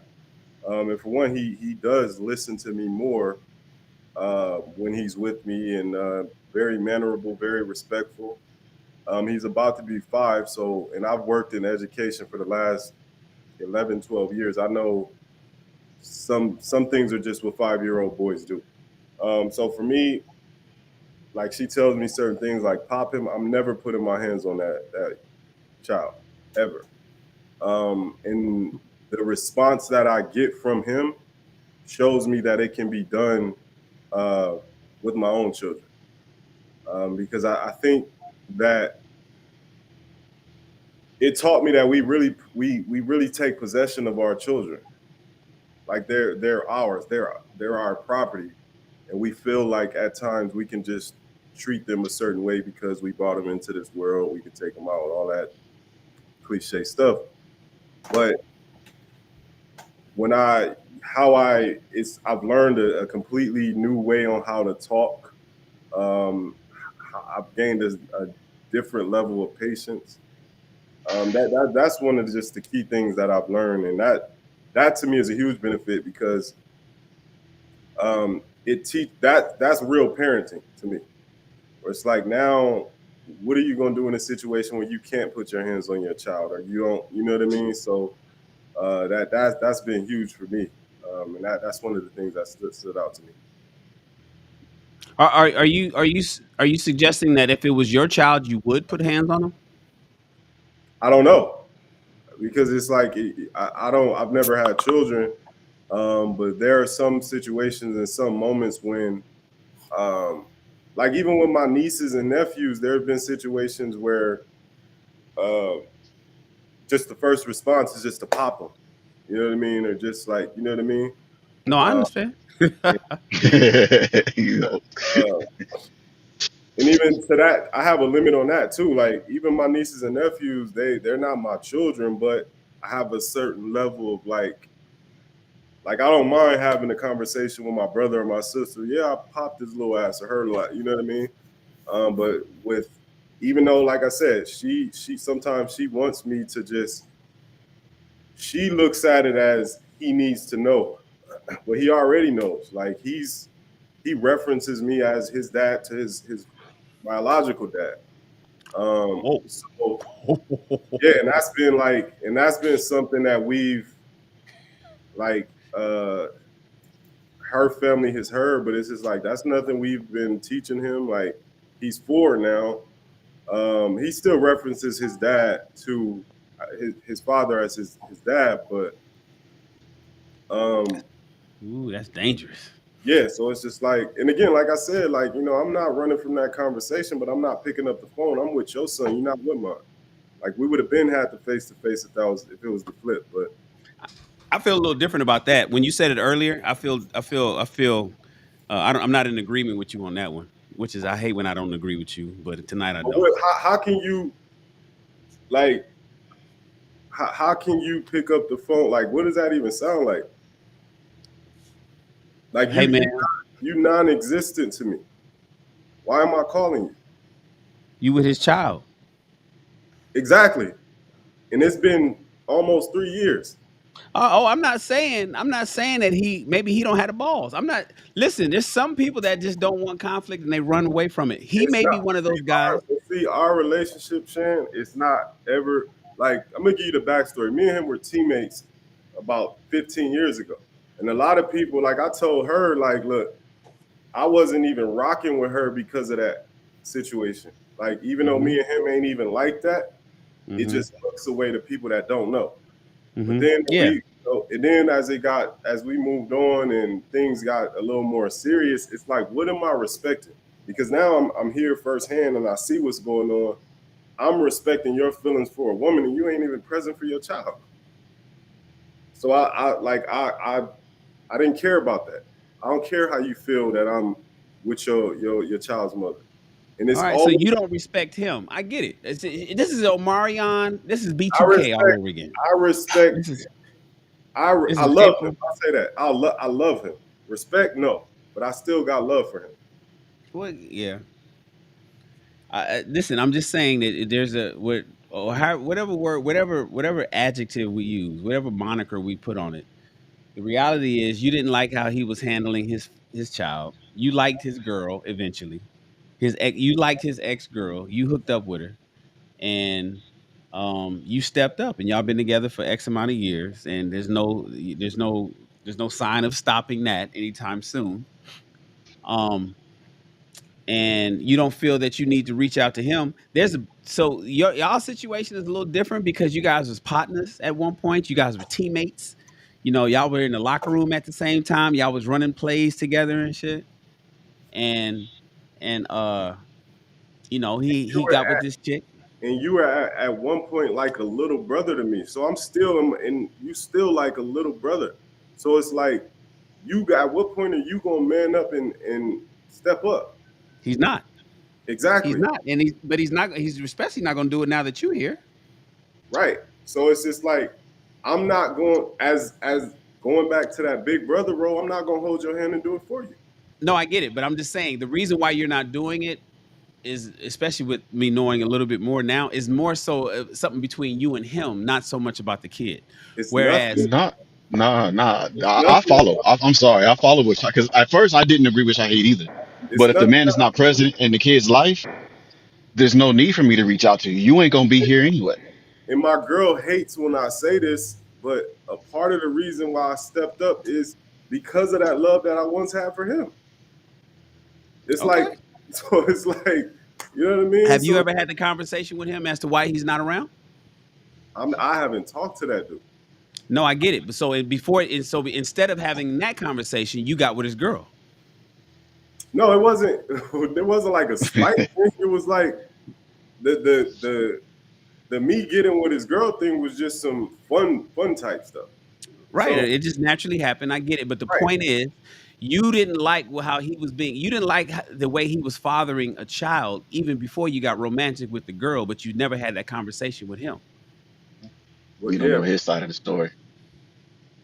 You What's the never sign? you never had the conversation with your little brother about what he was lacking as a father. What conversation do I need to have? You have 8 baby mamas and 9 kids.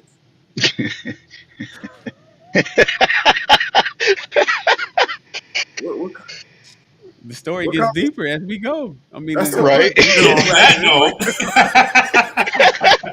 up. It's not We like can wrap it up. this is like just a one like I watched you grow up.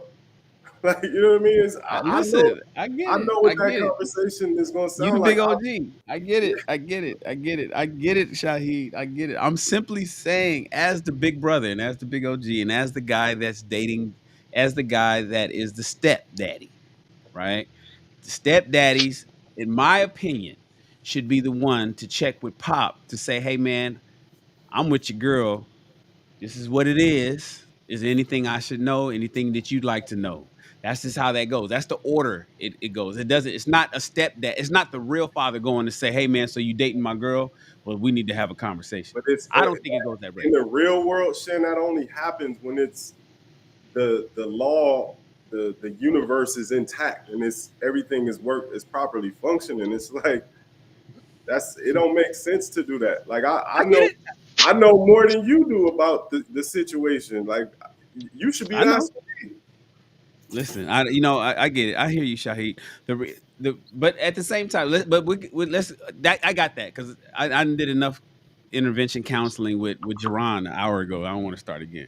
My question to you is this: I said, what are the benefits? See, the question of the room, the question of the show tonight is, and even here, like I have someone who loves me and my son, but not willing to deal with my son's father. Right? Is that fair? Because there's more to this question, actually. Hold on one second. Let me Man, see. bring what the funk on. I want to talk to this person. This is great. Like Wait, I'm hold You know, on. Let we, me finish. Let you me know, finish. Let me say it. we about to shut down, man. Yeah, we're gonna say. So look, she okay. says it seems a bit unfair. I knew him before dating my son's father, so he feels I chose him over. See that the problem is, like in her situation, is it fair? Yeah, it's not fair, but it is fair because I understand where that guy's coming from. He is the cleanup man.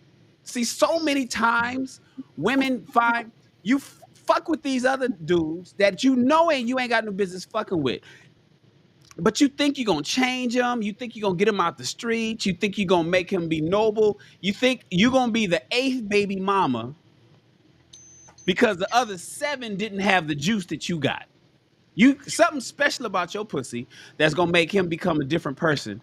And you give him the baby, and then shit don't go the way you thought it was gonna go. And then you go to the guy that you knew before you met that thug Pookie, and you want him to basically jump on board and be happy to raise Pookie's baby. No, it don't work like that because now you're asking me to be the cleanup guy. Where were you at before you met Pookie? Why wasn't we together? So if she's mad that he don't want to fuck with the baby daddy, he loves the kid. Ever we love the kids. That's what there's no such thing as simping for children. I want to be clear about that. You know, I was on Let's Talk the other was it this week? Or maybe the week before, and I was telling people feed the kids because there's no such thing as simping for children, right? Especially when it comes to feeding them. But if you asking me to be the cleanup guy, fuck that. Hell no. Where was this thinking? Where was I at? Why wasn't I in consideration before you met Pookie? But you chose Pookie. So then don't get mad at me if I don't want to deal with Pookie like you did. I don't want to deal with him. He's locked in for life now. He's locked in until the kid is 18 years old. I like you. I love you, baby. I even love the child, but I don't want to deal with the man that you dealt with. And that's not fair to him. You asking, is it fair to you? That's just you being selfish again. I get it. Women are naturally selfish, but fuck that. Are you considering me? So to her question in this on this one right here is it's not fair, but it's fair. You know why it's not fair? It's not fair to him. Now, what are the benefits of a black man being single with a single mother? Yours is that you say you've learned a level of patience that you don't know that you would actually have if the child was yours. That's what you're saying. That's what I'm getting from it, Shahid. You saying, man, if it was my kid, I'd be if they did something that was Well, I'm that saying I've learned I've gained new skills and new tools that I can use when I have a child of my own. Like because I don't believe that if I didn't have this experience, I don't believe that I would be able to. I would deal with it in a different manner. But now I'm seeing that you how do can you know that though? You know, what like that's that. You know, like they said when Apollo 6 went to the moon and it caught on fire and blew up, and they were all saying, "Man, you know, but what if we did this and what if we did that?" And the mission commander came in and said, "What ifs are meaningless. no, what I'm What saying, ifs?" I know it because I've seen that it can be done. So now if I don't do it with my own child, it's just that possessive that thing that idea of possession because this is my child, I can put my hands on you. So Oh, okay. that's the only thing that's different there. So then, what makes you think that you still won't do that? Don't won't do what? put your hands on your child and won't be possessive with I'm your not own saying child. That I'm not saying I won't, but I'm saying if I do, I'm falling into that. Oh, I believe since I created this out of this is my seed. Now I have the right to put my hands on you when I got you. I got you. I've So learned the skills and the tools where you don't have to. I hear you, and I'm just. I think what I'm saying is, I don't know if that's necessarily a benefit because until you have your own child, you'll never know. And there's different. Right? Each kid has their own No, no, response Yeah, mechanism. So I agree. yeah, But what I'm like, I don't. I'm not against corporal punishment at all. Like if a kid need me his ass, neither. kid need his ass whooped, he need his ass whooped. No, Like, but I've been in situations where he probably needed his ass whooped, and just because it's like I'm not putting my hands on another man's child, that's my line right there. Like, I don't I care. hear you. So I it's hear just you. like I'm sure it can be done, and So you basically saying this child is showing me restraints that I didn't know that I had. yeah, Because he right, thought he had to go in and whoop him. right. This, Like it was, because I can't beat that nigga's because I can't beat somebody else's kid. I And can though, but see, I don't, I can huh? though, I can though. So But and you that's what won't. no, I won't do it. Okay, no problem. Well, however you look at it, see, see, that's one of the things. That's one of the problems. To me, that's not a benefit necessarily. And I get that she's allowing you, but you understand something. It's because she's allowing you. It ain't Well, because you asserted that. It ain't because you were able to demand it or command it, or because you're illegally have some sort of control. It's because she's benevolent enough to allow you to but I do don't that. want to though. No, I get it. I understand. So, and I'm glad, and that's the good connection between you and your woman. Just know that you don't hold no power in that though. It's only because she's allowing you to do that. What is she allowing? For you to whoop the kid if you ever desire to. Yeah, I But don't. shit. if It's but not if a you ever desire to, know that she could tell you, don't you do it. And there's nothing you And can do then about that. and then if you did it, her response may be different than you think it may be because she may and think then, she's okay with it till she sees it in action. and then there's the door, but the door is closed. So it's like, I Cold. know you got options. I'm not saying you don't have options. They just may not necessarily be the best ones that or the most beneficial. So I hear what you're saying. No, I think let me rest with the fact that you're experiencing restraint that you didn't know that you had. Because if it was your niece or nephew, if it was your own child, there would be a level of possession there where you feel that you can do certain things to something that you created versus something that another man created that you're taking care of. It's almost like that's not my car. So I'm not gonna smash on the gas and whip that motherfucker like it would if it was mine and I bought it. Cause it's somebody else's car. I love it. I know I can if I wanted to. I could bust donuts in his Ferrari if I wanted to. But I'm not gonna do that. But if it was my Ferrari, I'll probably burn some rubber. I got you. I hear you. I don't know that that's a benefit necessarily, but because you'll never know until you have your own Ferrari. When you get your own, or you create your own, or you birth your own Ferrari, then you'll know if that was actually a virtue or not. But until then, it's still just a what if. Want to give a shout out to God of Raw for the super chat. Thank you so much for supporting our show. Um, we appreciate you. With that being said, man, I think we you had to put that up. Yeah. Could have left that one down. He didn't read it. But we appreciate your money, fella. We appreciate your money. Keep sending us bread because we'll take it. You know what I mean? It's non-refundable.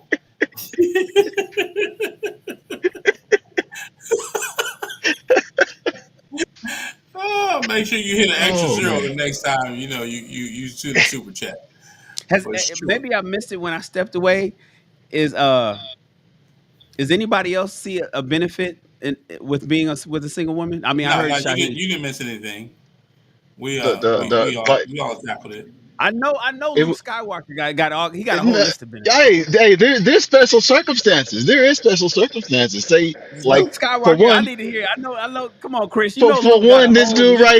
this dude right here likes to date him because of what they provide for him in certain ways. So there's a benefit there for Chris. Oh, But there's really? I also didn't a catch that. What is that? What are the benefits in So dating a single mother, for Chris?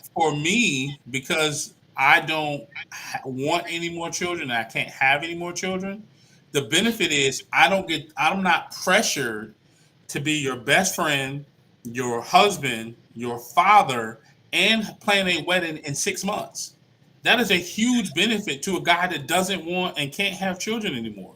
Because the women that I see on dating apps that are 30, 31, and up with that are never married, no kids, they want to be your best friend and have children in 6 months, like 80 to 90% of them.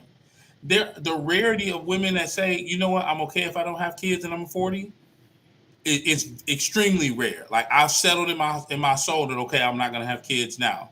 But there are women that are 42, 45, still hoping and praying, oh, I'm gonna have a kid. Absolutely. I'm like, hey, that's great. Guess what? I'm too far removed from that. I ain't had a kid in 13 years. So that's the benefit for me. The other benefit is you bring your own. So when you bring yours, I bring mine. Now that you might not seem like that's a benefit because it's taking away. But when you bring your own, again, there's no more pressure. Now we can talk about how to co-parent. I'm looking forward to a blended family. I just am, because you know how to mother. You know how to parent. I don't have to teach you how to parent. It's difficult trying to teach somebody because you heard it in Shahid, right? Shahid has never been a parent before, so he's learning how to be a parent, right? You go and get somebody that's never been a parent. No, that ain't what he said. He ain't learning how to be a parent. He's learning. He is. No, I'm saying he's learning how to be a parent now. To as a stepdad, as a step-in dad, right? A bonus dad. But what I'm saying is if a woman has no children and has never had, she has hypotheticals, because that's what you were saying to Shahid. He only hypothetically knows if he's gonna do what he's gonna do based on because he doesn't have his own. But a woman that ain't got her own children, she don't know what she gonna do. I think y'all could. I never said I'm not gonna whoop my kid's ass. No, I'm not saying you said it at all. I'm just saying Shan was like, it's a hypothetical right now, right? But I'm saying also a woman that already has children, for me, the benefit is I don't have to teach her how to raise children because she's already been doing it. Like one of my main concerns was when my children have had asthma, because they asthma, 5 years ago, 6 years ago was extremely bad. If they had an asthma attack, I didn't, a mother that never had kids before, never, was in that situation, may or may not know what to do. She may not know how to, put a Band-Aid on or comfort a child in any particular. I mean, I'm just giving hypotheticals, right? No, I got you, but it's a trip that you guys throw out these what ifs. Because how many times, say in one breath we saying, yeah, man, I want a woman with children. No, so my kid's asthma was bad, so it was like once a month. So it's no what ifs. They had asthma attack once a month. No, that's not the what if I'm talking about. I'm talking about the what if that I'm referring to is women that have children know how to parent. Bruh. We say that in one breath, and in the next breath, man, some people don't deserve children. Some people just shouldn't have children. I agree with you, but I'm just saying you don't know what you gonna get with whatever woman. That's true. You'll get a woman that ain't never had no kids that can run a daycare and raise kids better than parents ever could. Don't got none of her own. I'm not saying that's not true. I totally agree with that. You get a woman that got 9 babies, 9 kids, and that motherfucker don't know how to feed a kid, don't know how to change a diaper. You don't know what you're gonna get. Life is like a box of chocolates. But that's those are extremities, right? More often than not. I give extremes on both ends. Hold on. Before we go too far, let me give you the super chat. Throw this up here, Shan. I want to give a shout out to T Leaves for the $10 super chat. Conversation between men and women. I guess it's supposed to be men. Men and women have been very unproductive, especially when it comes to expressing what men go through. It's still worth trying to explain to women today about the way we think? Maybe I'm reading that too fast. Is it worth trying explaining to women? Yes, it is worth trying. Men are linear in our thinking. It's extremely worth trying. Even if they don't understand, they still need to know. But that's the answer T Leaves is what's our alternative? Correct. Silence? Yeah, that ain't gonna work. What's the alternative? You know, listen, Amen. I'm at least we can talk about it. Before for 30 years, we didn't have a damn voice. So now, at least we could let them know how we feel. But go ahead, Chris. You was finishing. Yeah, I was just gonna say for me, I agree with you, Shan, that you don't know what you're gonna get. However, if you The vet odds, I properly, get it. I understand odds. if you I'm vet fucking with you. properly, I know. if you talk enough, if you watch them long enough before you get in a relationship, Oh well, you wait a can minute, see Chris. what kind of parent they are. See, I wasn't even gonna say that. I was gonna just say, you know what, the odds are you're gonna be. But if you're properly vetting and all that, can't you discover all of that with or without kids? You can, but Couldn't we're you talking discover for those this things from? particular episode. We're talking about the benefits of being with a single mama. We ain't talking about no kids. We talking about so you want to vet because she can have 10 kids and be a terrible mom, like you said, but she can have one and be an amazing mom, right? But what you Mhm. want to do is All you want right. to take your time and just watch her do what she do. Like I allow the women I date to see me parent, good, bad, and other. If I'm fussing at my children, I let them see it because guess what? I want them to see that I love them, that I'm gonna fuss at them, I'm gonna correct them, all of that. So you have to just take your time. I mean, I think it's beneficial. Now, here's the thing, and I'm only saying this for me because I don't want no more children. I can't have none. Please, if you got them, come on. If you ain't got them, you can't get them from me. I got it. So Chris hit us with two. Chris is saying, look, I got two reasons why it's a benefit for black men with children that can't have kids anymore to be with single mothers. One, because I got mine and she got hers, and we can all do the Brady Bunch. So Chris want to do the Brady Bunch. And then Chris is saying also, and that the Brady Bunch thing means that she knows how to do it as well. And Chris is also saying that she ain't pressuring me for more kids. So a Facts. woman with kids is good because she ain't pressuring me for more kids, and she know how to feed all the kids. And if I want to go to Facts. bed, I know mine are good with her too. Got it. Facts. I got it. And they Hey, and have a what's yeah. crazy, Shan, if I pulled up my Bumble right now and I just started just swiping, it would say 40. Never married, no kids. Never married, no kids. Never married, no kids. I'm telling you, just shoot, shoot, shoot. And I'm lefting all of them. All All right. unless they Got you. super fine. Got you. Now, Shaheed, Yeah. a young man, Shaheed being a young man with no children, which I do not suggest men with no children to date women with children. But Shaheed is saying it's taught him a level of patience that he thinks he otherwise wouldn't have if he didn't have an opportunity to raise somebody else's child. Got it. No, Okay. All right. I'll keep Shan, let me ask you this. Yes, sir. Can you be a parent without hitting physically disciplining Yes. your Without any corporal punishment, absolutely you can. children? Right. So I've learned that. Like And I'm simply saying you would have probably learned that with your own children too.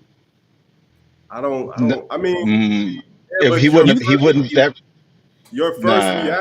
your first reaction sometime is just like, oh, I'm gonna whoop your ass.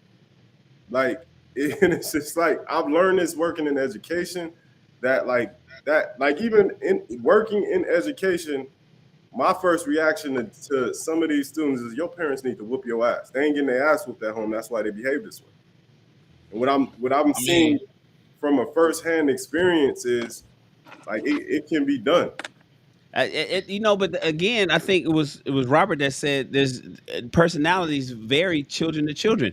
This kid may not But even. what he's saying is he more likely would not have allowed his son's personality to come out before he started whooping that ass. He might have responded to talking.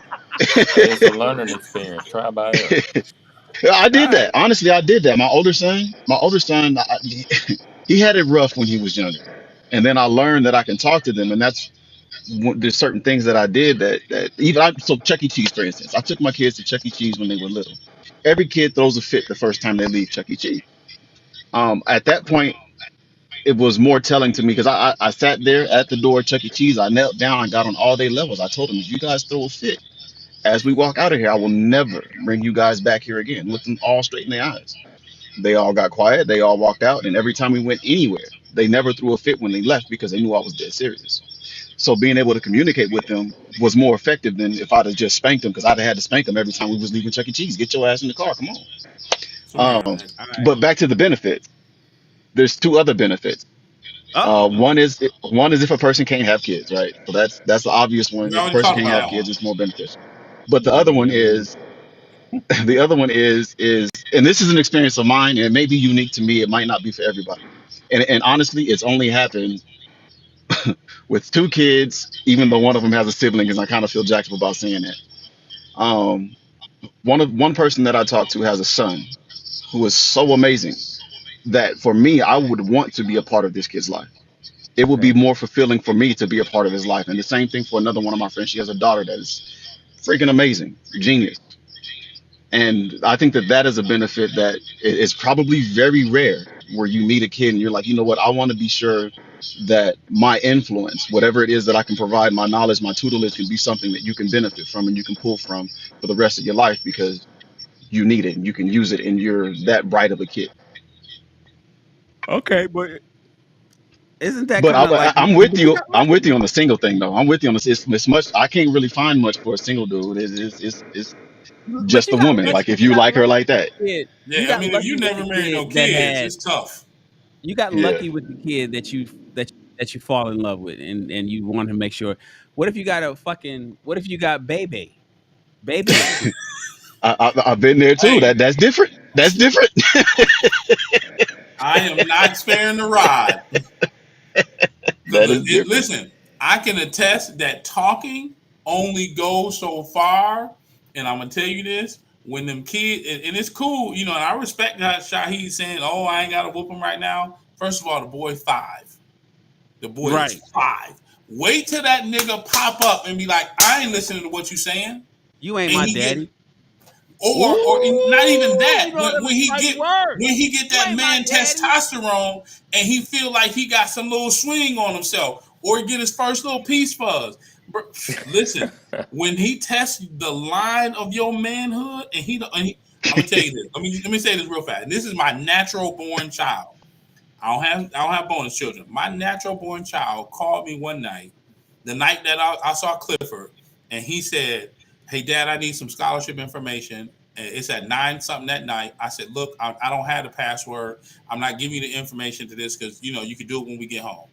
Do you know my 18-year-old child hung up on me like click? I mean, I'm on the phone still talking, and it's click. I said, "Nigga, what?" I literally almost came through the phone, and he 18. So when they get through that phase and they testosterone is raising and they challenging your manhood, it's cool at 5. I'm with that. Wait till they turn 17, 18. Wait till they go off to college and come back and they, you know, act like they done lost their mind and they don't know how to come back home under authority.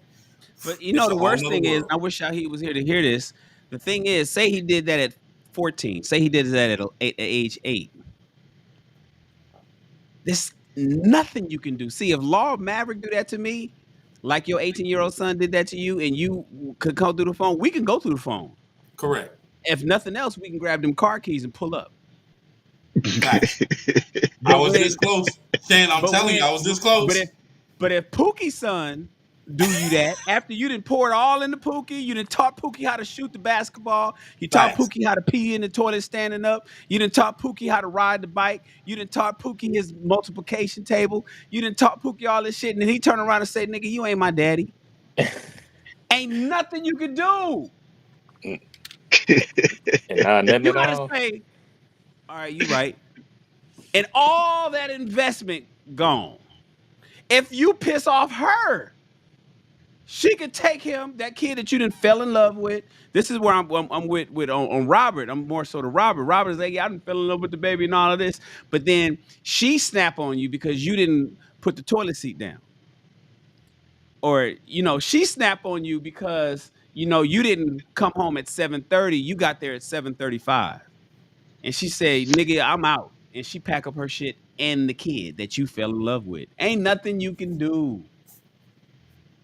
Part of the Now, risk. I'm not saying that that's going to happen, but I'm saying it happens often.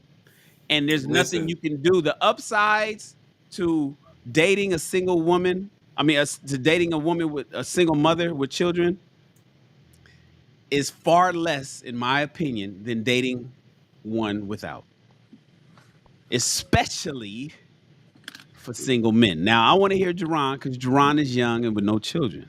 Jerron ain't dating Jerron. women with children. Oh, Yeah. Jerron he just cut it stayed short. away from it. Jerron, you remember Jerron is only Yeah. 31, so I know. he fresh out of Oh, you college. He 31? still got No, he still he the got baby of the the bunch. young He older money. than him. He the real baby of the bunch.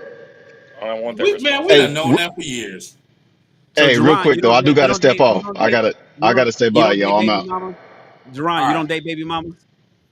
No, I don't want that responsibility. I'd rather not. So listen, listen. Here's where I think we need to land, man. I think, man, we can go round robin forever, man. It's been we're right at our mark. Let me know where you want to go. Do you want to try to knock it out the park again, or where are you, Shan? No, we can wrap it up, man. We out. So here's the thing. Everybody will have, if you're a single mom, and let me just, be a cleanup guy, right?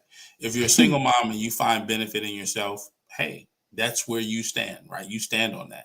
Just because one man doesn't like it doesn't mean that every man has to like it. Just because one man does like it doesn't mean the man that doesn't like it has to like it. Everybody has their reasons and preferences and desires and wants, and that's perfectly okay. And you have to learn to live in your own personal truth. With that being said, you all, thank you for watching Ask a Black Man Anything. You all have an amazing evening. Jerron, send us home. Once again, great show, guys. As always, I love doing this show with you, brothers. And thank you for the individuals that continue to support us each and every single week by showing your face in the place. We definitely appreciate it. As we're going into the weekend, love on yourself this weekend. Do something special for yourself this weekend. And with that being said, I'm going to pass it over to, I don't know if Shahid's back on here or not. I see him showing up on the No, screen. He had he had to break out. do. It's all Oh, good. you, Shan. I got it. Listen, I appreciate everybody being here. I'm harsh, but I'm real. If you don't want to hear real, don't listen to Shan. Appreciate you guys. I'll see you next Thursday. Go ahead, Chris. So that y'all know, we probably won't be simulcasting anymore. I think we might have ended because our show, you can support us right here. And when I say support, that means we making money when you support us, and we want your money. No, I'm just playing. No, in all seriousness, man, make sure you send some super chats so your comments can be pushed to the front. So that you can, have some social currency, so that we can give you shout outs. If you want to support us by, sending us cash apps or what have you, follow us on Instagram, Ask a Black Man Anything, on all social media platforms. I'm Chris Davis in Atlanta, Georgia, by way of Buffalo, New York. I'm happy to be here. I think we did a great show. Make sure if you have a question, you hit us right here. At questions@aabma.live, and way over there, if you ever want to join the show next week, we'll have a great topic for you. I'm absolutely positive it's going to blow your socks off, and if you're not here, you're going to miss it. You all have an amazing evening. Thanks for joining us tonight. Good night, everybody.